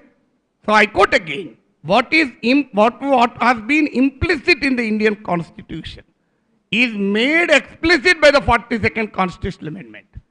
So the meaning of it is Constitution of India was always secular. Only thing is the word secular was added through the 42nd Constitutional Amendment. It is factually true, but that doesn't mean India was not a secular constitution when it was drafted. And the Supreme Court of India in the Keshavananda Bharati verdict itself said that secularism formed part of the basic structure of the constitution. If secularism is not part of the Indian constitution, why will Supreme Court say it formed part of the basic structure of the constitution? I really don't understand. But the Home Minister argues on the floor of the House, contrary to the Supreme Court verdicts, contrary to the highest court verdicts. So this is an attack on secularism. Then the third is the federalism. Why should India be federal? India should be federal because that is the idea of India. India is a combination of several language groups, several religions, customs, traditions, and India is a diverse country. We take pride in unity in diversity. So how can a diverse country be unitary? That is a fundamental principle. I agree with the fact that the Indian constitution has several unitary features, but that was the context in which the constitution was drafted. So any document of literature will always reflect the situation and the times in which that literature is drafted. You cannot expect a book written 100 years ago to talk about internet or chat GPT or open AI or artificial intelligence. Is it possible? Did Gurujara Appara in Kanyashulkan talk about artificial intelligence? Did Gurujara Appara talk about chat GPT? That doesn't mean Gurujara Appara is a fool. Because he will only reflect that particular times. So the context in which the constitution was drafted, we all know. 500 principalities refused to accede to the Indian Union. There was a communal carnage. There was a partition of India. So the vociferous forces were on the rise, and the founding fathers of the Indian Constitution were worried more about the unity, integrity, and sovereignty of the country. That was the reason why India is called Indian Constitution has several unitary features. But what did Ambedkar say? Ambedkar very clearly said, Indian Constitution is a unitary constitution in emergency circumstances and a federal constitution in normal circumstances. This is what Ambedkar said. So on Article 356, Ambedkar said, I hope it will be a dead article. Unfortunately, it was the most living and kicking article until the S.R. Bombay verdict has come. So it is the political culture that destroyed federalism, but not the Constitution of India. We should have strengthened the federal features of the Indian Constitution as the context changed. But instead of strengthening the federal features, we are continuously weakening the federal character of Indian Constitution. Agriculture formed part of the state list, but the Parliament makes the controversial farm laws. Education is part of the concurrent list, and the Supreme Court in a case very clearly said that even if it is in the concurrent list, that does not automatically mean state legislation enacted by the state assembly will automatically disappear. It's not true. The spirit of the concurrent list is, to the extent possible, the central and the state legislation should coexist. Only if it is unavoidable, central legislation prevails over the state legislation. That is the federal spirit of the Constitution. We call union of states. That doesn't mean India is not federal. Supreme Court very clearly said, why is India a federal constitution? Talks about union of states. It says union of states because Indian Union, unlike the other nations, is not a result of a prior agreement between the states. So that is the reason why.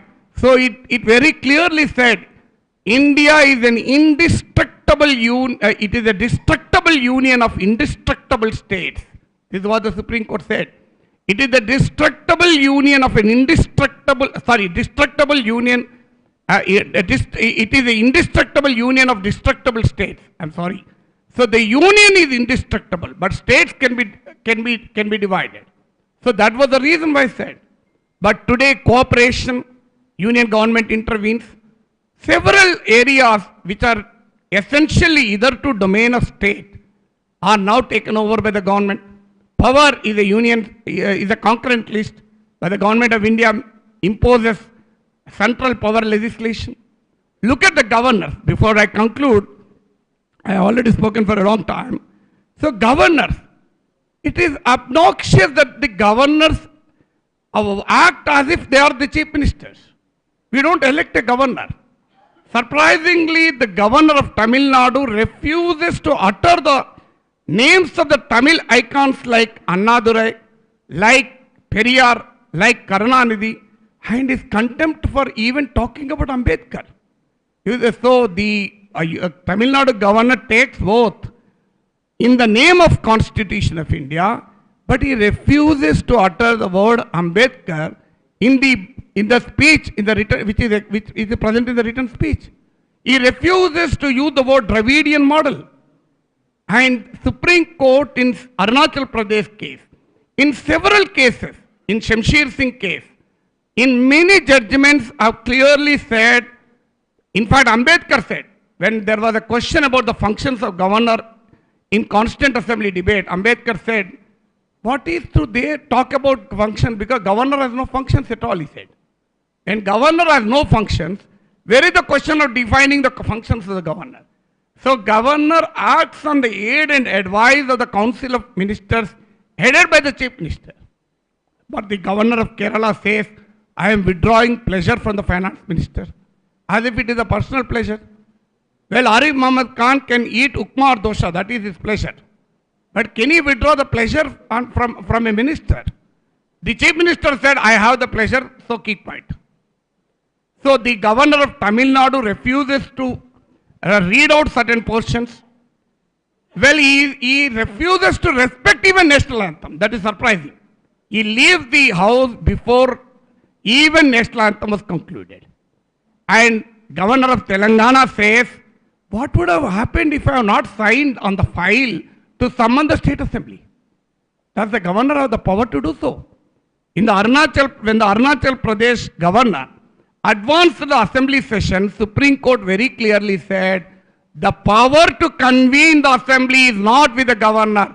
He cannot act independent of the advice of the Council of Ministers. This is what the Supreme Court said. But unfortunately, governor says, what would have happened if I had not signed on the file? Because there is a constitutional principle that the interim period between the two sessions of legislature should not exceed 6 months. So the governor says, if I have not signed on the file, the 6 months would have elapsed. But the governor doesn't have that kind of a power at all. And this is the situation which we are living in. So there is an attack on secularism, there is an attack on federalism, there is an attack on the basic structure, there is an attack on the separation of powers. So as a students of law, my appeal to you is, let's take a vote in honor of Dr. B.R. Ambedkar that we would steadfastly defend the constitutional values. So to make this country a great nation, India has not slided into anarchy.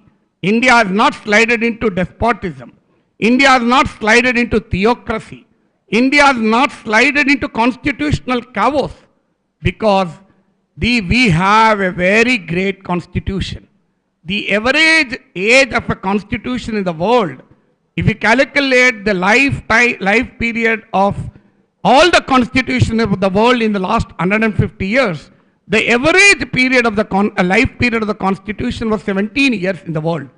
But Indian constitution endured for more than 7 decades. That is the true honor to the vision of Dr. B.R. Ambedkar. So we are deeply, as a nation, we are indebted to this legendary, and I once again appeal to you to defend the constitutional values of democracy, liberty, secularism, federalism. We have a law of sedition which says, even if you utter any word, you can be booked under Rajiv Sardesai tweeted. For that tweet, he has to face a sedition case. Way back in 1962, Supreme Court said, there should be a link between the act and the violence. when there is no link between spark and the powder cake, this is the theory the Supreme Court said. So there should be a spark and a powder cake relationship. Otherwise, it doesn't amount to sedition. But today, even when there is no powder cake, no spark, people are booked for expressing their freedom of freedom to express, for implementing, for utilizing the constitutional right to speak. Then people are booked under law of sedition. So we need to rededicate ourselves to a sacred battle to preserve the Constitution of India. Thank you very much for a patient hearing.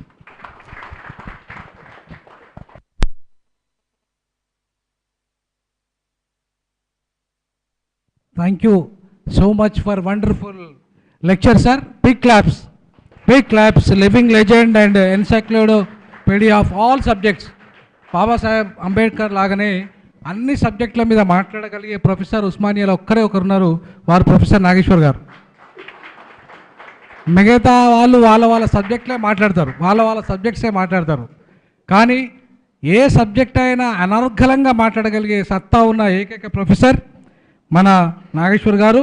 Ambedkar లాగా అంబేద్కర్కు doctorate ఇస్తూ Osmania university ఆయనకు ఏమని చెప్పిందంటే, January 12, 1953, A person of great eminence, high attainments and distinguished services, one of the ablest lawyer, pre-eminent legislator, a champion of social justice and backward people of India.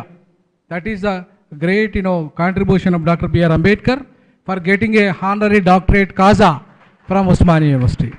So same is eligible. Sir kuda దీనికి eligible. ఖచ్చితంగా భవిష్యత్తులో honorary డాక్టరేట్లు మనం ఇవ్వాల్సిన వ్యక్తి ఎవరన్నా ఉన్నారంటే మన professor Nageshwar గారు. సో అందుకే వారిని పిలవడం జరిగింది. మా లా టీచర్ కంటే అద్భుతంగా చెప్పగలడు, అద్భుతంగా ప్రజెంట్ చేయగలడు, అద్భుతంగా అనాలిసిస్ చేయగలడు.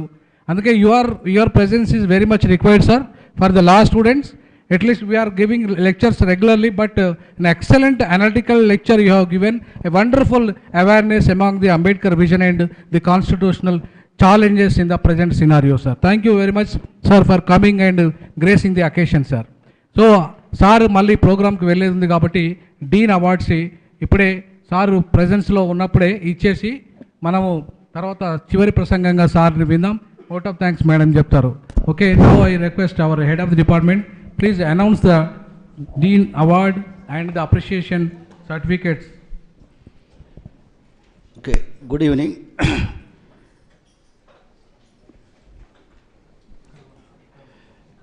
Dean Faculty of Law, Usman University, form a research committee under the chairmanship of Gali Vinod Kumar. Composition of Dean's Research Committee: Dr. Gali Vinod Kumar, Professor G.B. Reddy, Professor Venkateshwarlu, myself, and Aparna, Chairman Board of Studies. We given a permission to issue a notification for Dean Awards. Assessment period is January 1, 2022, 31st December 2022. For this, we received 6 applications from the PhD scholars. After thorough scrutiny, finally, our research committee found Neha Agarwal is secured top marks. Obviously, she will get Dean's Award. Now, give her big claps. She is a gold medal in LLM, LLB. She is also gold medal, she is a top researcher. Even she is a PG LSET top first ranker. So that is the reason why in this also she got highest marks. So Neha Agarwal goes to this Dean Award 2023. Big claps for Neha Agarwal. And for this, with cash prize. Cash prize is 11,116. 11,116 professor Nageshwar justice Chandra garu చేతుల మీదుగా ఇక్కడ రండి sir. మీరు sir, పర్లేదు పర్లేదు, మీరు cash check.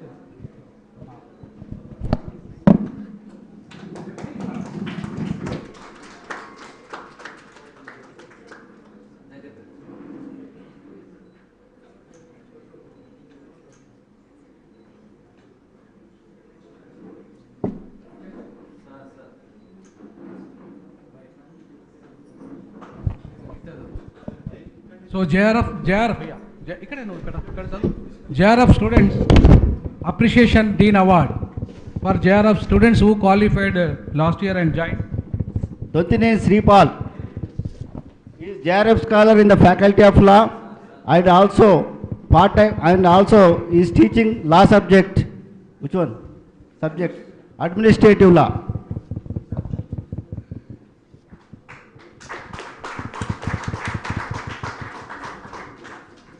Vemuganti Tarini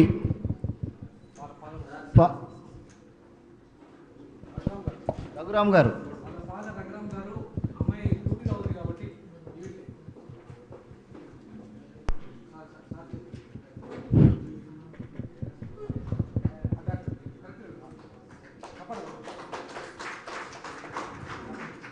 Now Shakkarpalli Jahnavi.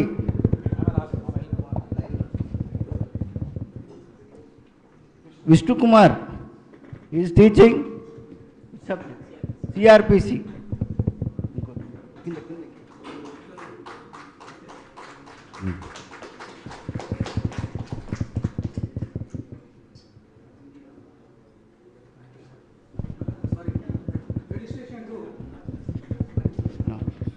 Now felicitation to Professor Nageshwar.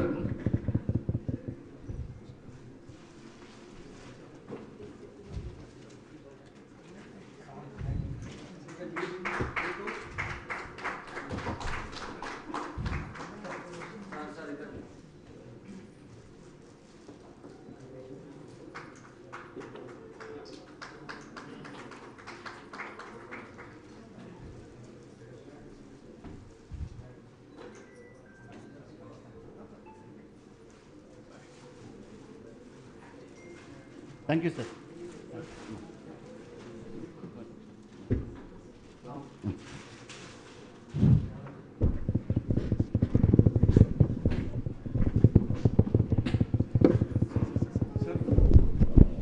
ఒక్క నిమిషం, ఒక response from the Raghuram sir. ఈ అవార్డ్స్ మీద వాళ్ళ డాటర్ కూడా ఇచ్చింది, నేహ కూడా ఇచ్చిన సందర్భంగా వీళ్ళందరి తరఫు. First of all, I congratulate entire the Department of Law and first and foremost Neha Agarwal for receiving the wonderful award. So I am proudly announces that amid veterans and law intellectuals and students, I proudly announce that Professor one must here would thankful to Professor Gali Vinod Kumar sir. If we had not been there with the Department of Law, we were not there here for last 1.5 hours. So this all credit goes to Professor Gali Vinod Kumar sir only. And I have been knowing him for last 12 years. Whenever he goes, he establishes identity, and one among them is the distribution of this PhD, the Scholar Awards. And I am very proud that for my daughter, and who is away in Kurnool, and she is discharging a duty of junior civil judge. She was a product of this institution, and she was taught by all these teachers, wonderful teachers. My sincere thanks to Professor Gali Vinod Kumar sir, Dean, and Professor Venkateshwar sir, head of the department, Professor Radhika madam, principal of the college, and Ram Prasad sir. He was, and I worked with him, and all principal of the college. It is really a wonderful message, and this is a practical. The what? This is the what I say.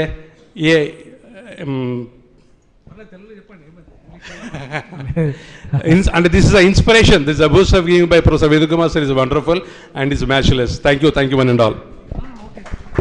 Okay. Yeah, I request now Dean Awardee Neha Agarwal say a few words, please. Share. your views. Good evening, one and all. At the outset, I would like to thank the department, especially Dean Sir, Professor Gali Vinod Kumar Sir, for this honor. It's definitely one of the very important feathers in my cap. I hope he constantly supports other research scholars, which I'm sure he will. And I thank HOD Sir for his constant support, our principal ma'am, Dr. Radhika Yadav, and all other faculty members who have been constantly supporting. But today is a very special occasion for me. Today is my mother's birthday. So I would like to, and she's joining us today through YouTube. So I would take this opportunity to thank you, Mom. This award or me standing here wouldn't have been possible because of you. This is my gift for you on this birthday. Along with my mom, all my family members, especially my brother and sister-in-law, I would like to thank them for their constant support. Happy birthday to your mother. Thank you, sir.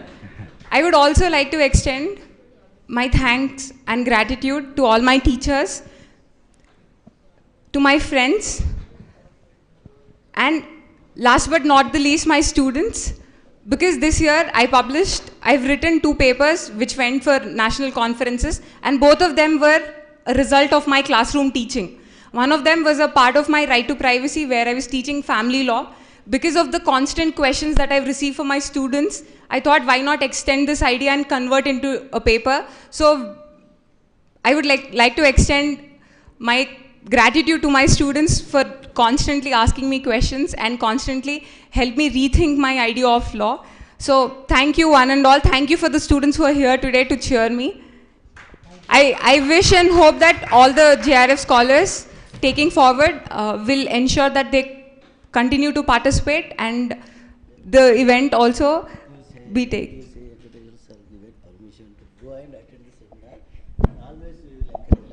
And I'm glad to be a part of that department which have been constantly supporting us.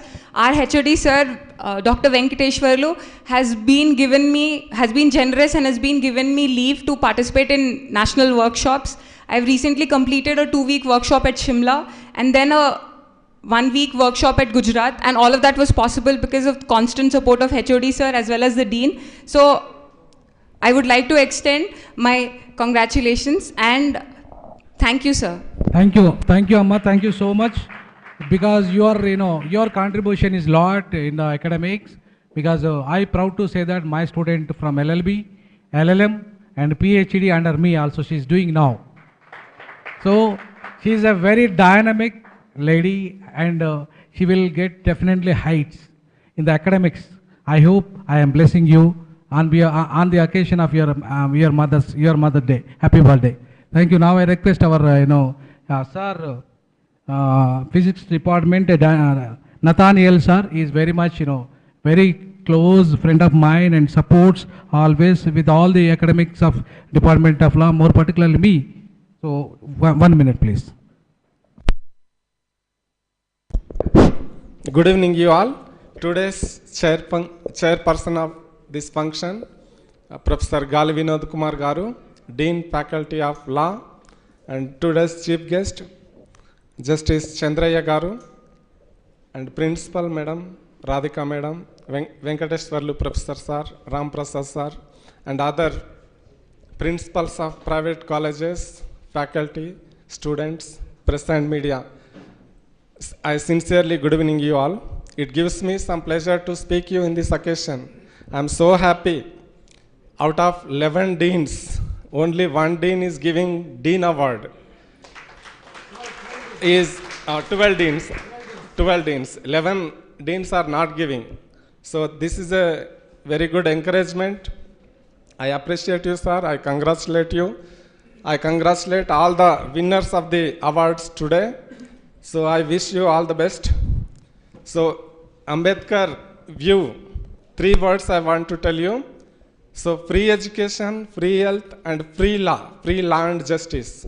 So all the future lawyers and judges, I request you all to give a free legal advice as well as justice to the poor people. Yeah, those who are unable to go to the Supreme Court Delhi, so you advise them, give them your help wherever they need. Thank you all for giving me this opportunity. Thank you. Thank you, Nathaniel Bhai. Thank you so much.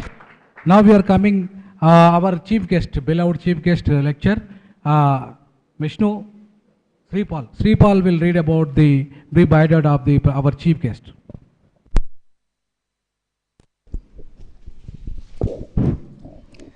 Justice G. Chandraya was born in an agriculturalist family in Adilabad district. He has completed his graduation from Government Arts and Science College, Adilabad.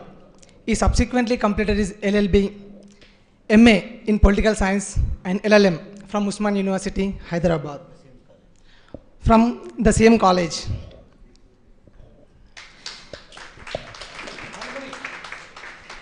He has enrolled as an advocate in 1980 and specializes in service matters.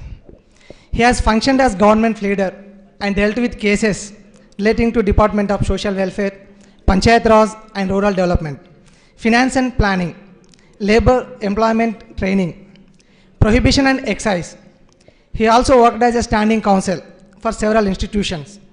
He was nominated as a member of High Court Legal Services Committee and was also member of Board of Studies in the same college, University College of Law, from 1999 to 2002. He was a member of Legal Services Authority. He was sworn in as Additional Judge of AP High Court in 2005, being elevated to the post from the bar and subsequently appointed as a permanent judge in 2006. He also functioned as chairman of AP State Consumer Commission, Hyderabad. He retired in 2016. He is currently serving as the chairperson of the State Human Rights Commission, Telangana, since 2019. I consider it a great honor to welcome Honorable Justice G. Chandraya onto the stage. Please give a warm welcome to Justice G. Chandraya.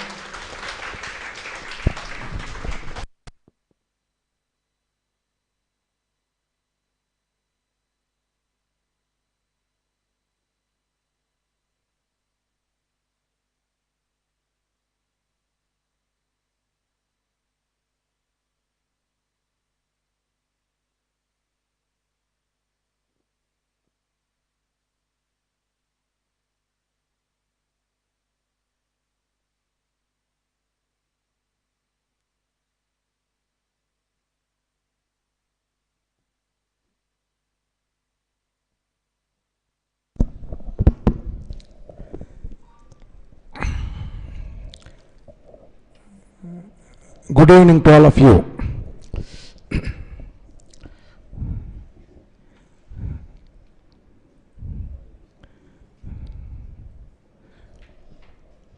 Now the time is 5:30.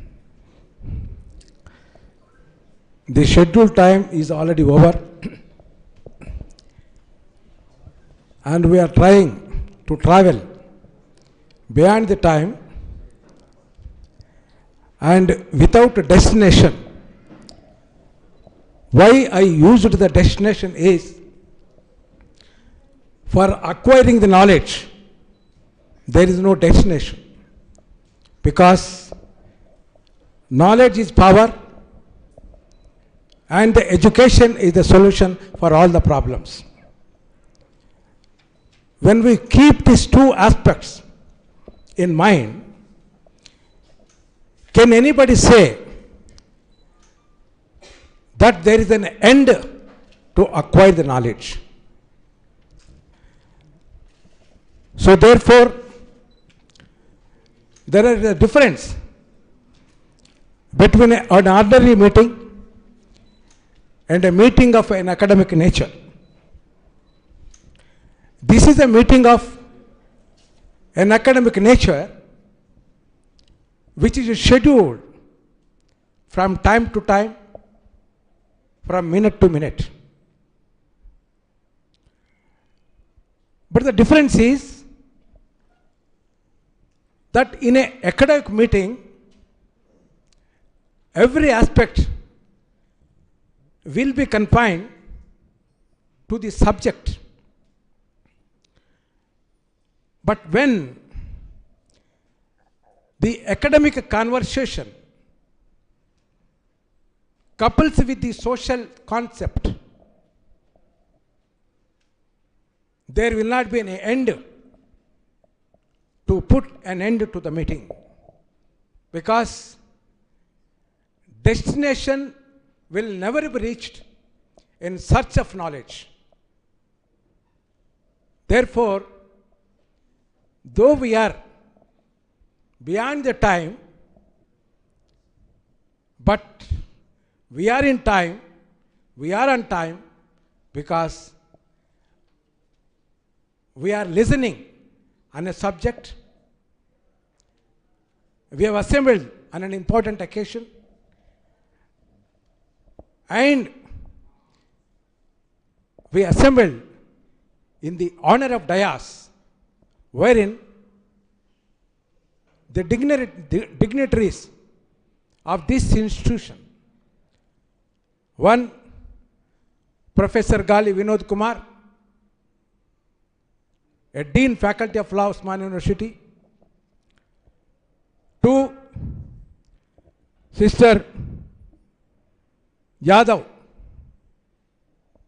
the Principal of OU College of Law, and Brother Sham, and other principals, and the principals from the various colleges are present in this, and the recipients of the Dean Award from the University College of Law. For all these things, in one situation, there are various subjects.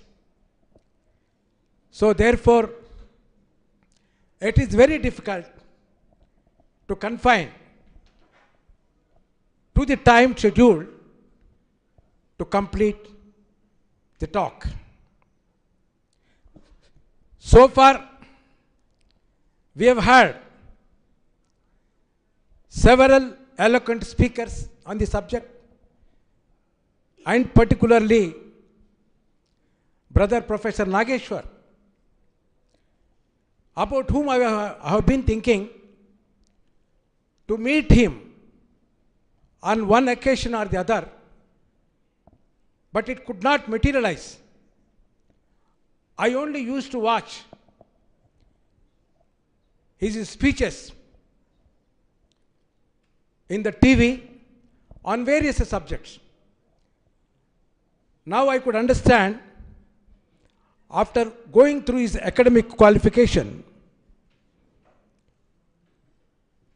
he is a candidate from the journalism and mass communication from Osmania University, then MLC farmer, then visiting professor of various universities. Above all, is a very good academic political analyst in the state of Telangana and erstwhile Andhra Pradesh. That is a great opportunity that I had today to meet him personally, and I congratulate, rather thanks, Brother Professor Gali Vinod Kumar for him being invited to this occasion where I had the opportunity to meet him.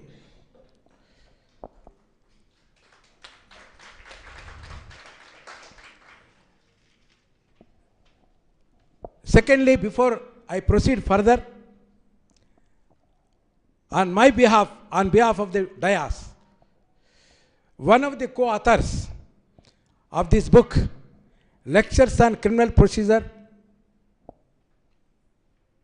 Law of Prohibition of Offenders and Juvenile Justice, Mr. G. Satish Chandra, to come and occupy the chair on the dais.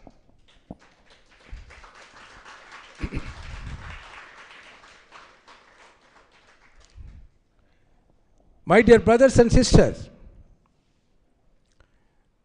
we have met today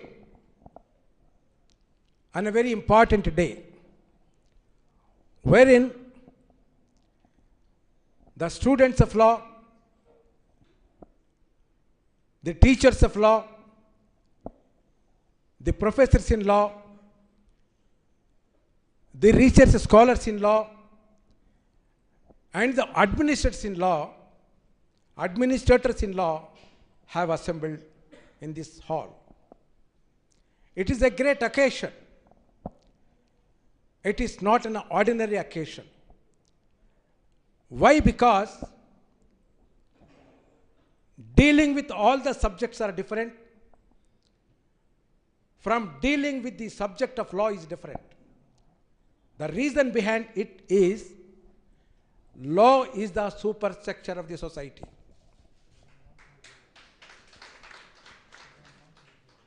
Law being a superstructure of the society, where a society is governed by rule of law, the subject of the state, that is the people of the state, are supposed to know the law. Because ignorance of law is not excusable. If a person commits a mistake, he says that I do not know the law, it is not excusable. It is punishable. Therefore, a society which is governed by law, that the people of the state should know what is the law of the country. That begins from learning the law. Learning the law of two ways. By way of customs and traditions that are implemented or followed in the family, the customs and traditions that are followed in the village, and the law that is governed by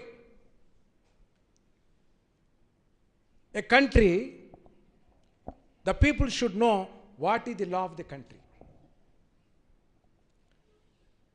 Therefore, there is nothing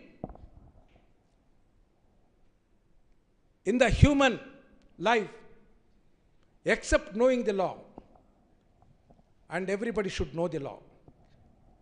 That is possible only when we realize two principles in life. One, the knowledge is power. Two, education is the solution for all the problems of the society.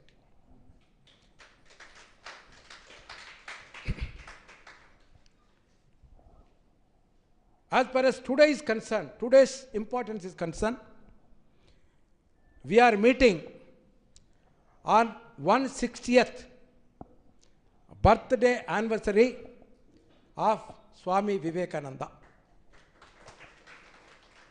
I am extending my warm greetings to all of you on the eve of the birthday of a great personality of international repute, Swami Vivekananda. Kindly clap.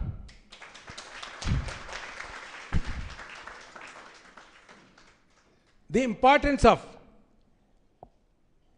Swami Vivekananda is a great humanist. He is a great educationist. He is a great human scientist. Why? Because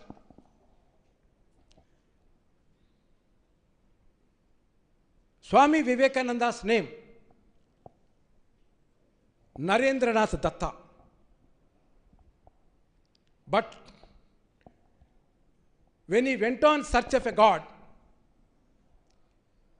he could not get the solution.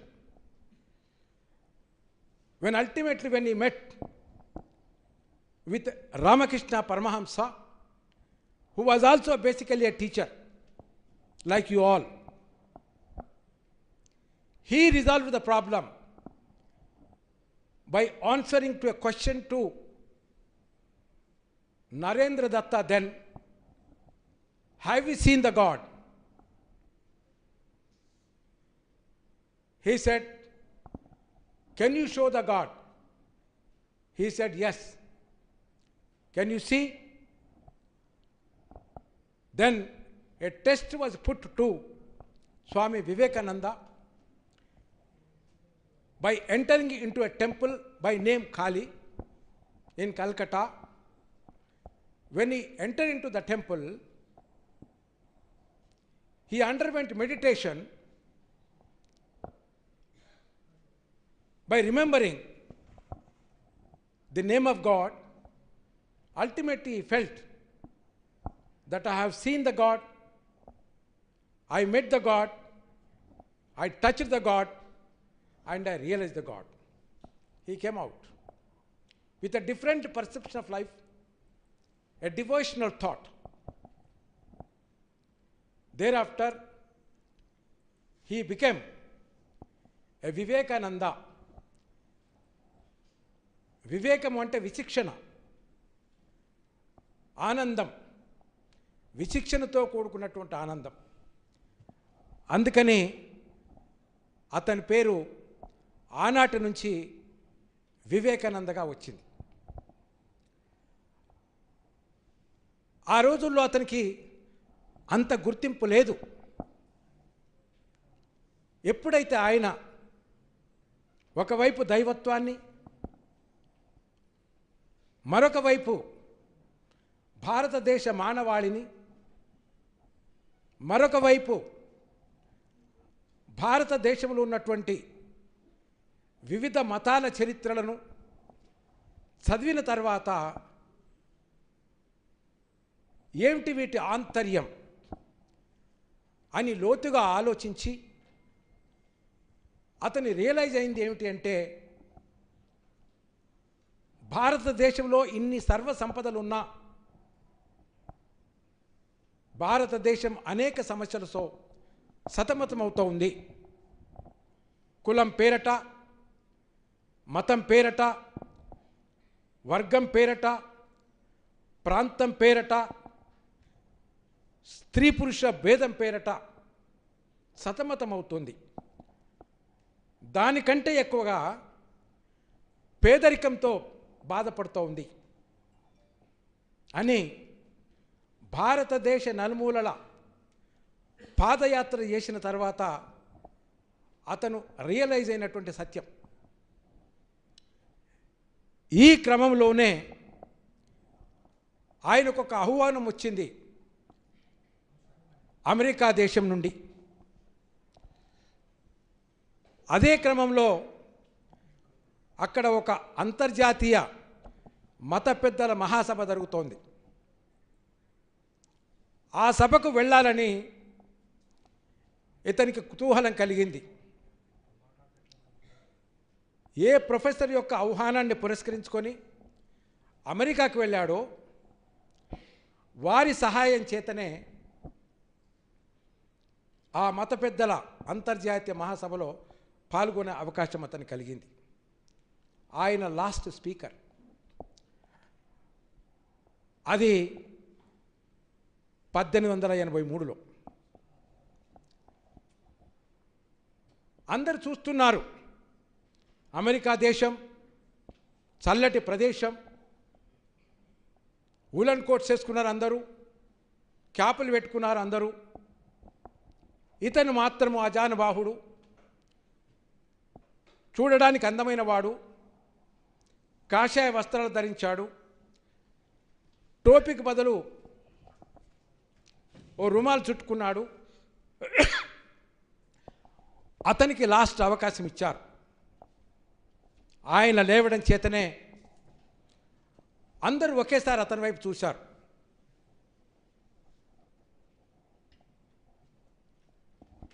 చాలా ఆకర్షణీయమైనటువంటి ముఖవర్చస్సు, శారీర సౌష్ఠవ్యం. ఆ గొంతులో నుంచి 2 పదాలు బయటకు వచ్చాయి. ఆ 2 పదాలు ఏమిటి అంటే, my dear sisters and brothers అనేటటువంటి మాట. ఈ 2 మాటలు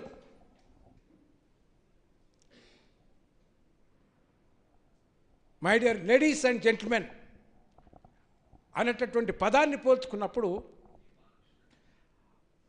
అనంతమైనటువంటి వ్యత్యాసం గమనించారు ఆ మహాసభలో ఉన్నటువంటి ప్రతినిధులు.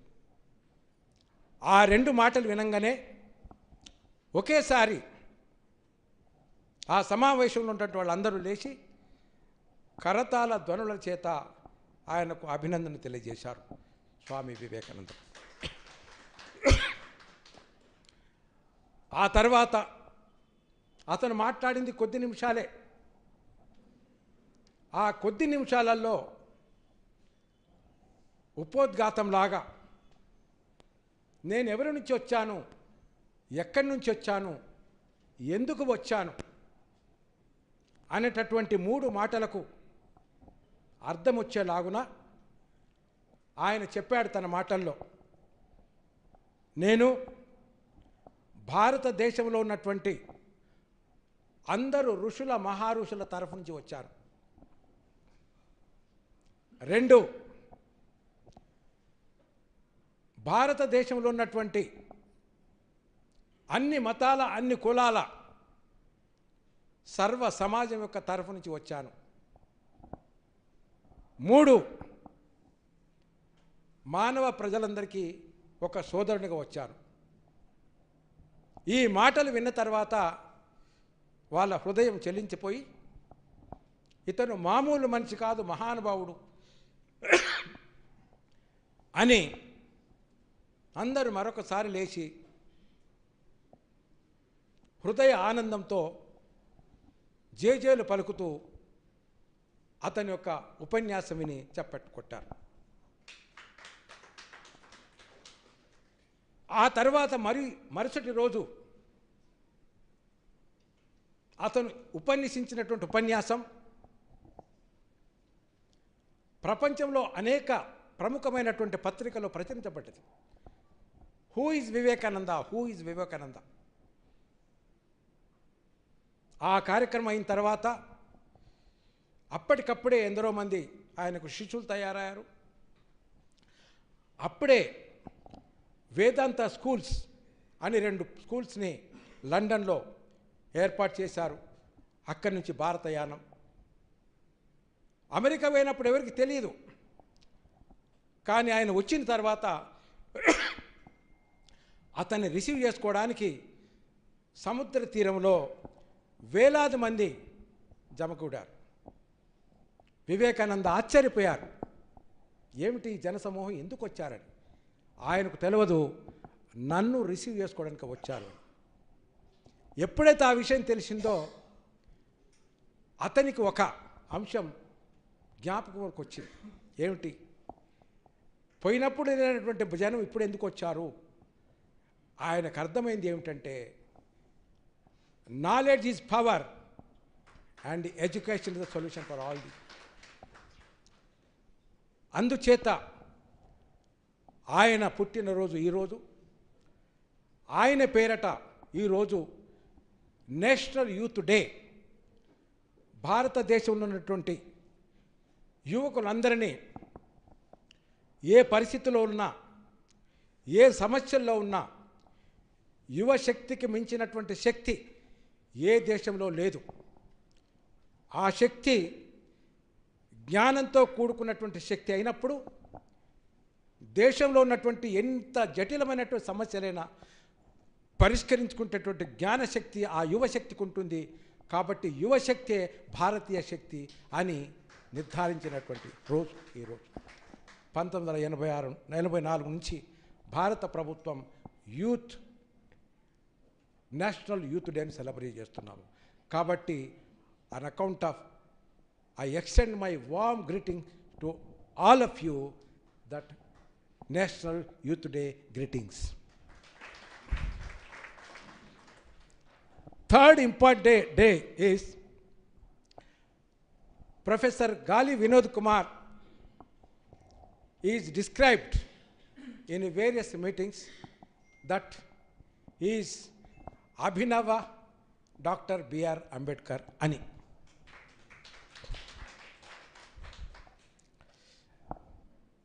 కారణం ఏమిటి అంటే,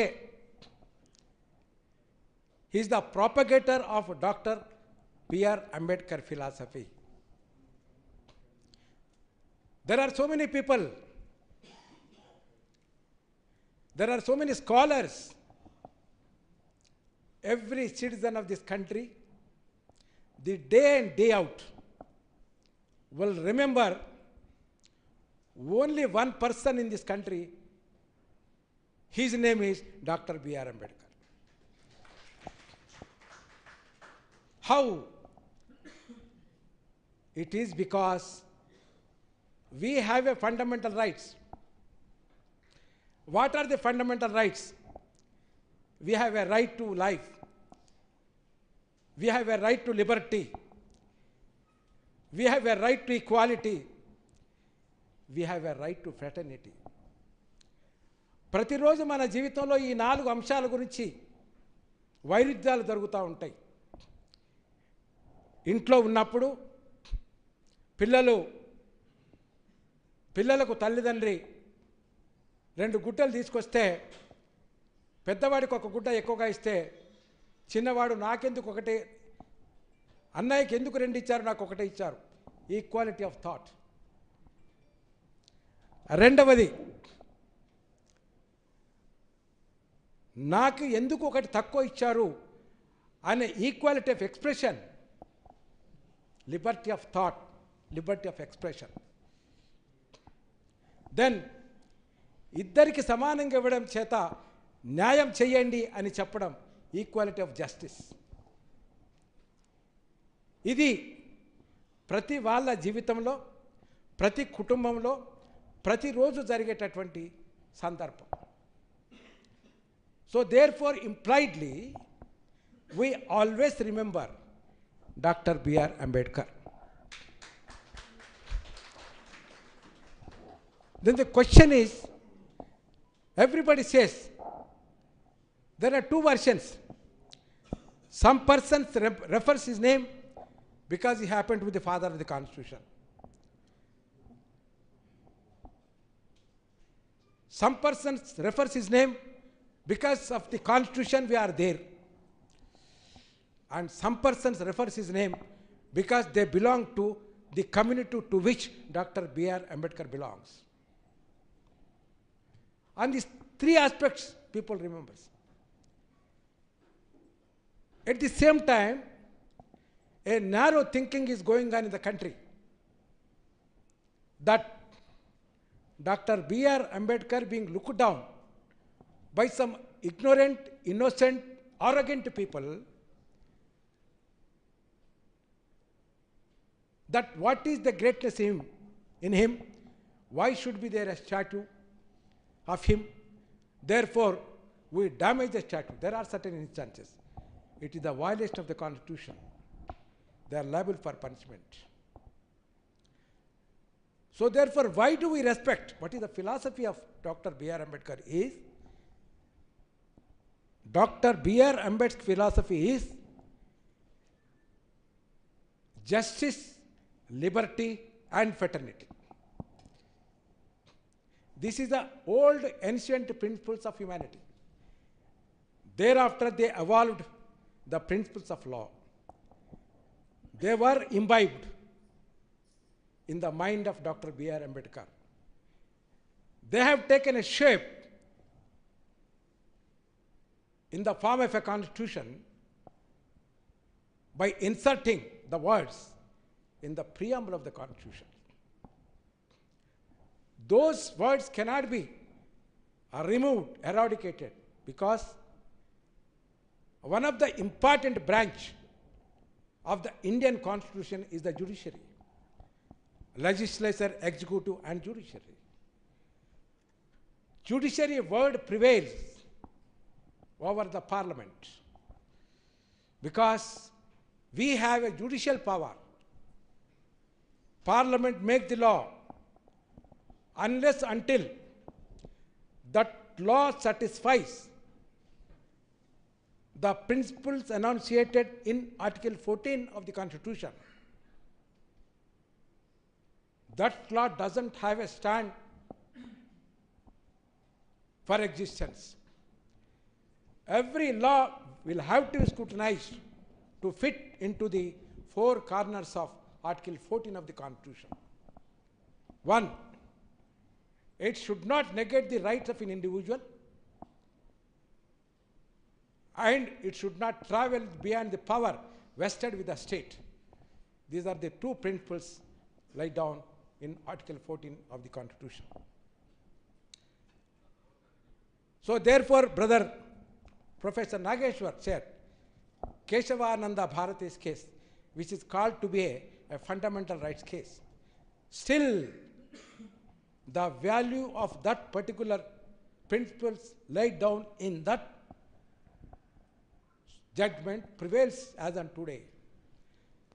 So therefore, as long as the Indian Constitution is there in this country, it mandates a citizen to the authority to bind with it, and nobody has a right to violate, nobody has a power to violate. If they do so, it amounts to violation of the Constitution and liable for punishment. So therefore, this is how Dr. B.R. Ambedkar's philosophy. Why he was chosen to be a great man? He was awarded several master degrees from the various universities, and for the first time when he went to America, he had obtained a PhD degree from Colombo University. Thereafter, many universities conferred. In the same process, on 12/1/1953, when as a first a Minister of Law and Justice of the Government of India, when he visited Usmania University, this Usmania University, which came into existence in the year of 1918, prior to that, in 1916, for the first time, there are few classes commenced in the name of law classes and a training classes for the judicial officers in the Nizam government. That is how the law institution came into existence in the state of erstwhile Andhra Pradesh, or what is called a state of Andhra Pradesh. So on this day, Dr. B.R. Ambedkar was conferred a doctorate, Doctor of Literature, on him for two reasons. One, he is a very good leader of this country.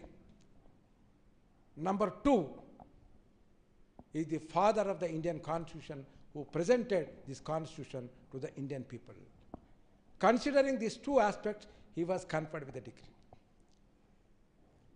With that, Professor Gali Vinod Kumar has been inspired himself. If you go to his chamber, you will find a rarest photography is there on his wall behind him. I asked him, who is he? Dr. B.R. Ambedkar. This was the photography that was taken on 12/1/1953 when Dr. B.R. Ambedkar was conferred the degree of Doctor of Literature. That is how Professor Gali Vinod Kumar has been termed as Abhinava Dr. B.R. Ambedkar.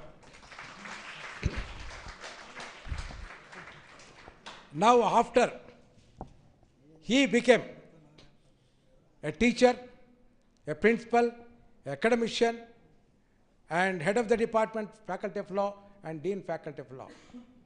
From every stage to stage, in association with his colleagues, preferably brother Professor Dr. N. Venkateshwarlu,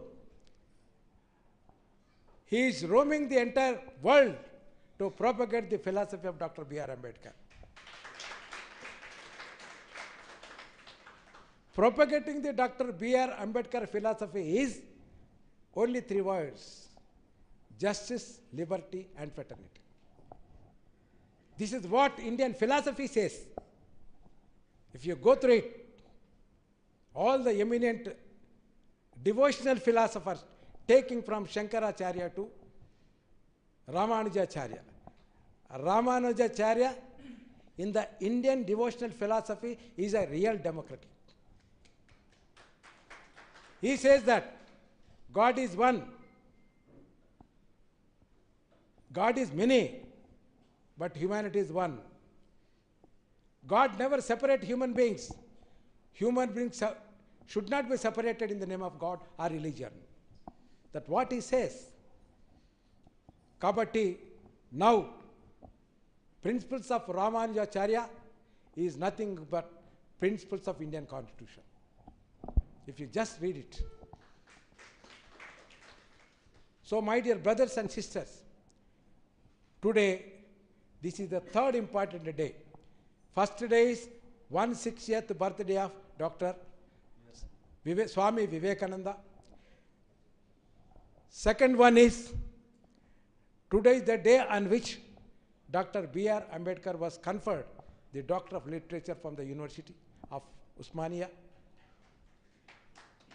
Third day of importance is, it is the National Youth Day.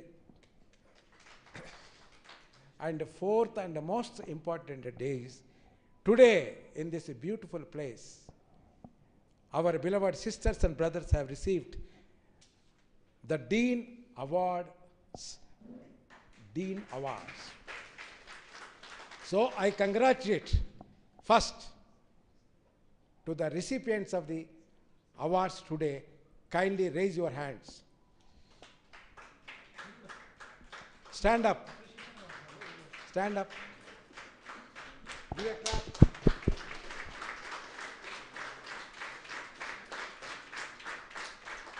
Please take your seat. We place on record our great appreciation for the achievement that we have received in the form of a Dean Award initiated by the Dean Faculty of Law, Osmania University. And we extend our appreciation to the Dean Faculty of Law, and no other than Professor Dr. G. Vinod Kumar for his initiation.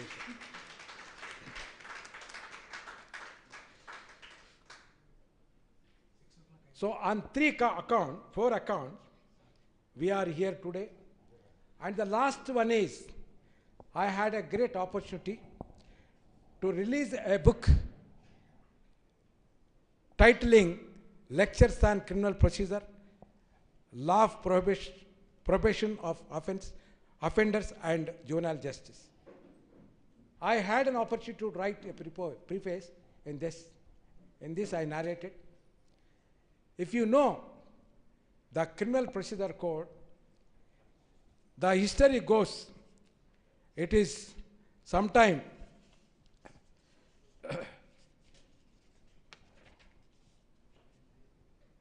for the first time, 1773,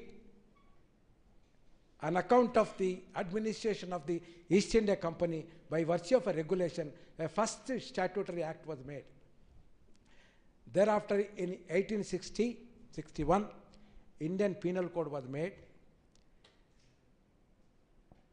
Then, thereafter, Criminal Procedure Code was made. Indian Penal Code deals with the offences committed by individuals who are liable for punishment. And Criminal Procedure Code deals with the powers of the courts as to what is the mode to punish the culprits. These are the two important enactments were made. They underwent in 1888 once an amendment. Thereafter, after advent of the Constitution, by virtue of 41st Law Commission's report, an act came into being known as Criminal Procedure Code 1973, which is in force, which we are following. That is one of the important acts about which a reference is made in this book, and also Probation of Offenders Act.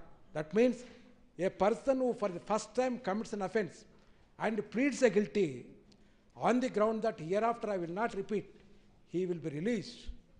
That is one of the natural justice to reform a man who for the first time commits a mistake and agree and again start a good living. And third one in juvenile justice means a offense committed by a minor, a separate system is there to prosecute that cases and do justice for them, and by way of reforming them and make them to be good citizens of this country. On these three important subjects, Professor Dr. Vinod Kumar and G. Satish Chandra brought out this book, and which is very, very important from the academic point of view, from the general reading point of view, and particularly I found that if every student goes through it, you will understand the fundamentals of principles of criminal law, how to deal with an offense, and how to deal with the agencies of the Criminal Procedure Code, that is the client, that is the accused, complainant, prosecution, investigation, court, and the society. These are all agencies. You know how to deal with it. So therefore, I recommended this book to be seen by all the students, particularly, but in particular, and all the public in general, so that ignorance of law is not excusable. Principle can be given a go by, and a learned attitude will be there in the minds of the people. Number two, everybody is supposed to know the law. And number three, Constitution mandates that every citizen of the country should know what is the Constitution of India. So on three aspects, I am of the view this is a very great and very good book in a simple language, in a very narrative one, and on every important aspect had been dealt with like a common man. It is not very complicated. Moreover, it is supported by the latest case law rendered by the Supreme Court on each and every aspect, so that what is the legality of this particular section. For these reasons, I am very happy to come to my place, where I am the alumni of this place, and I had an occasion for the last several years to share my thoughts and views to my brothers and sisters on various occasions.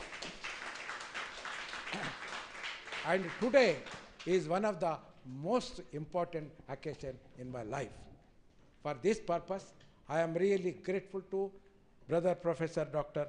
Gali Vinod Kumar and G. Satish Chandra, who are the authors of this book, who presented this to all of us, so that we can take it and go through it and enlighten ourselves and imbibe ourselves and make our life very smooth without any legal complication. Even the legal complications are there.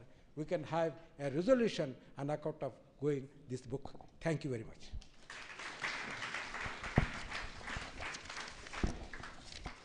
Thank you so much, sir. Wonderful, excellent presentation, excellent message. Big claps for the star. For, three important occasions. One is Swami Vivekananda's birthday, Ambedkar's Jnana Dinotsavam oka rakanగా చెప్పాలంటే ఈ దేశంలో. And the another important is Youth Day. So Youth Day also very important. Actually, I want to celebrate the both personalities for the national icons. One is Ambedkar, one is Swami Vivekananda. So modern India should made by these icons. Real Hindu ఎవరైతే నిజంగా real Hindu అనే వాళ్ళు ఎవరైనా ఉంటే స్వామి వివేకానంద. ఆయన మార్గం అద్భుతంగా మనం తీసుకోవాల్సిన అవసరం. సో రియల్ హిందూయిజాన్ని మనం తీసుకోవాల్సిన అవసరం ఉంది. నేనైతే I'm an Adi Hindu. I will declare I'm an Adi Hindu. So I'm this is a indigenous people of this country అని చెప్పి డిక్లేర్ చేయగలుగుతా. సో సార్, మీరు చాలా ఎలాబొరేట్గా అన్ని విషయాల పట్ల స్పష్టంగా చెప్పినందుకు మీకు ధన్యవాదాలు తెలియజేస్తున్నాం. ఇప్పుడు చివరిగా సన్మాన కార్యక్రమం తర్వాత రాధిక యాదవ్ మనకి ప్రజెంటేషన్స్ ఇస్తుంది. సో నువ్వు మాట్లాడతావన్నా 2 నిమిషాలు? ఓకే, మాట్లాడు లేదా? Okay, thank you. ఇప్పుడు మనకి సార్కి జస్టిస్ చంద్రయ్య గారికి సన్మాన కార్యక్రమం మా అందరి చేతుల మీదుగా.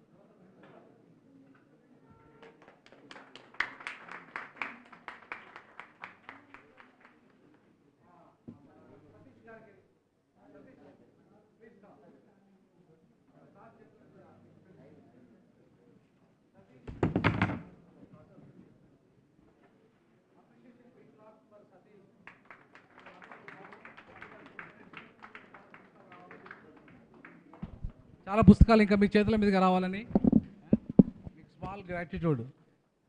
భవానీ, జడ్జి భవానీ గారికి స్మాల్ గ్రాటిట్యూడ్. స్కాలర్, అందరి స్కాలర్స్ తరఫున సరే, గుడ్ స్కాలర్, చాలా వెరీ హార్డ్ వర్కింగ్ లేడీ. ఒకసారి ఇట్రమ్మా. సో స్మాల్ అప్రిషియేషన్ ఫ్రమ్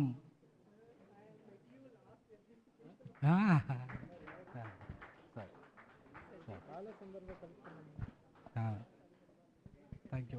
ఇంకెవరు ఉన్నాయి కానీ ఎవరి? సో మిగతా సార్లు ఆన్లైన్లో లింబాద్రి సార్ వచ్చారు, మల్లేశం గారు రాలేదు కాబట్టి వాళ్ళే ఇంకా మిగిలి ఉన్నట్టున్నాయి కదా. సో అలా మిగతా వాళ్ళకి ఇచ్చేస్తాము. ఇది మామూలు పద్ధతికి కొద్దిగా భిన్నమైంది. నేను అనుకుంటాను ఏ సమావేశమైనా నేను వచ్చిన సమావేశం ఈ రకంగానే జరుగుతుంది. చాలా సంతోషం. మనం అందరిది కూడా నేర్చుకునే తత్వం, నేర్చుకున్న దాన్ని అమలు చేసే తత్వం. ఈ విశ్వవిద్యాలయంలో, ఈ లా కాలేజీలో ఇవాళ చాలామంది సోషల్ యాక్టివిస్ట్ కూడా వచ్చారు. As for as the social activists are concerned, how they feel by seeing this అనేది ఒక్క నిమిషం అగ్రివప్ప ఒక్క నిమిషం తన యొక్క అభిప్రాయాన్ని పంచుకుంటాడు on behalf of the society. దానికంటే ముందు సార్ ఒక్క నిమిషం, దానికంటే ముందు మీరు సన్మానం చేస్తా అంటారు సార్ని. ఓకే, ఏం పేరు? Pilluta Ravi, social activist. Raghu social activist. Sir మీకు ఫెలిసిటేషన్ చేయడానికి వచ్చారు. మానవ హక్కుల కమిషన్ కింద చేద్దామా? కింద ఇక్కడ పర్లేదురా, కిందికి పోదామా? ఫోటో ఇక్కడ బాగా వస్తాడరా. కింద లైట్ ఉందా? కింద light. So all the principals, మీరు దయచేసి ఈ పుస్తకాన్ని తీసుకెళ్ళండి, మీ పిల్లల చేత చదివించండి, కొనిపించండి, కొంచెం ఎంకరేజ్ చేయండి. చాలా పూర్ ఆథర్స్కి జరగండి.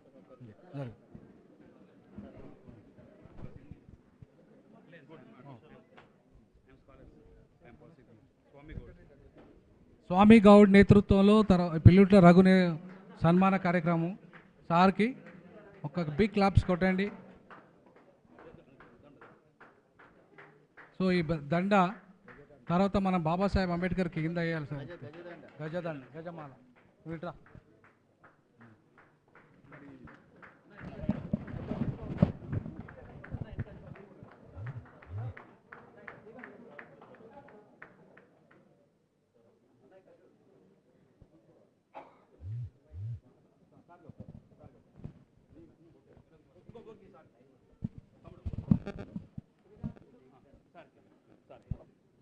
థ్యాంక్ యూ రఘు అండ్ మిగతా మిత్రులందరికీ.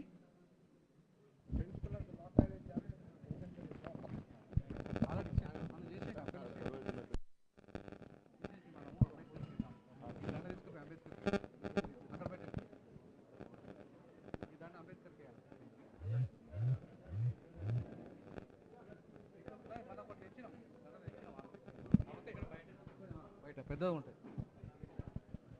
ఓకే మేడం, మీరు కానిస్తూనే ఉండాలి. ఓట్ ఆఫ్ థ్యాంక్స్ జరుగుతూనే ఉంటుంది. Now I request our principal university college of law Radhika Yadav please president vote of thanks. ఇంకా పర్లేదు చెప్పు.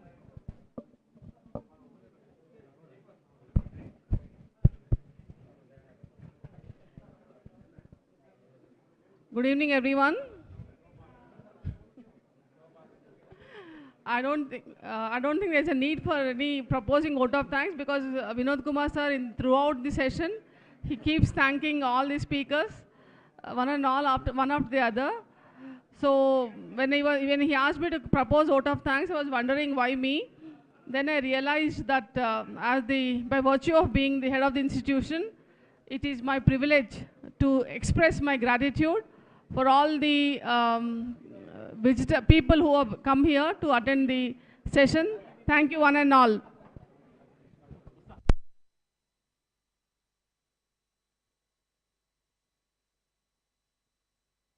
నేషనల్ అంతంతో ఇది క్లోజ్ చేద్దాం. హలో, నేషనల్ అంతం అమ్మా పాడు జనగణ మన సార్ నేషనల్ అంతం ప్లీజ్. కొంచెం సైలెంట్ తొందరగా.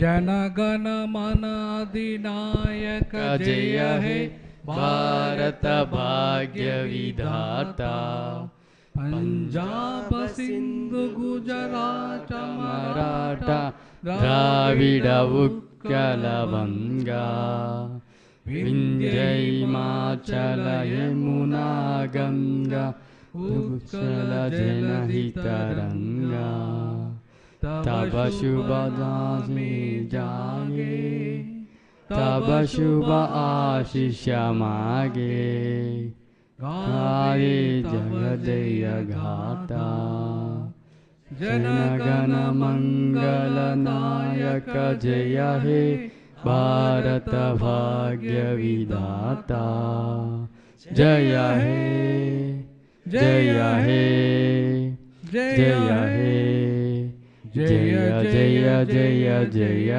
हे. जय हिंद, जय भारत, जय भीम.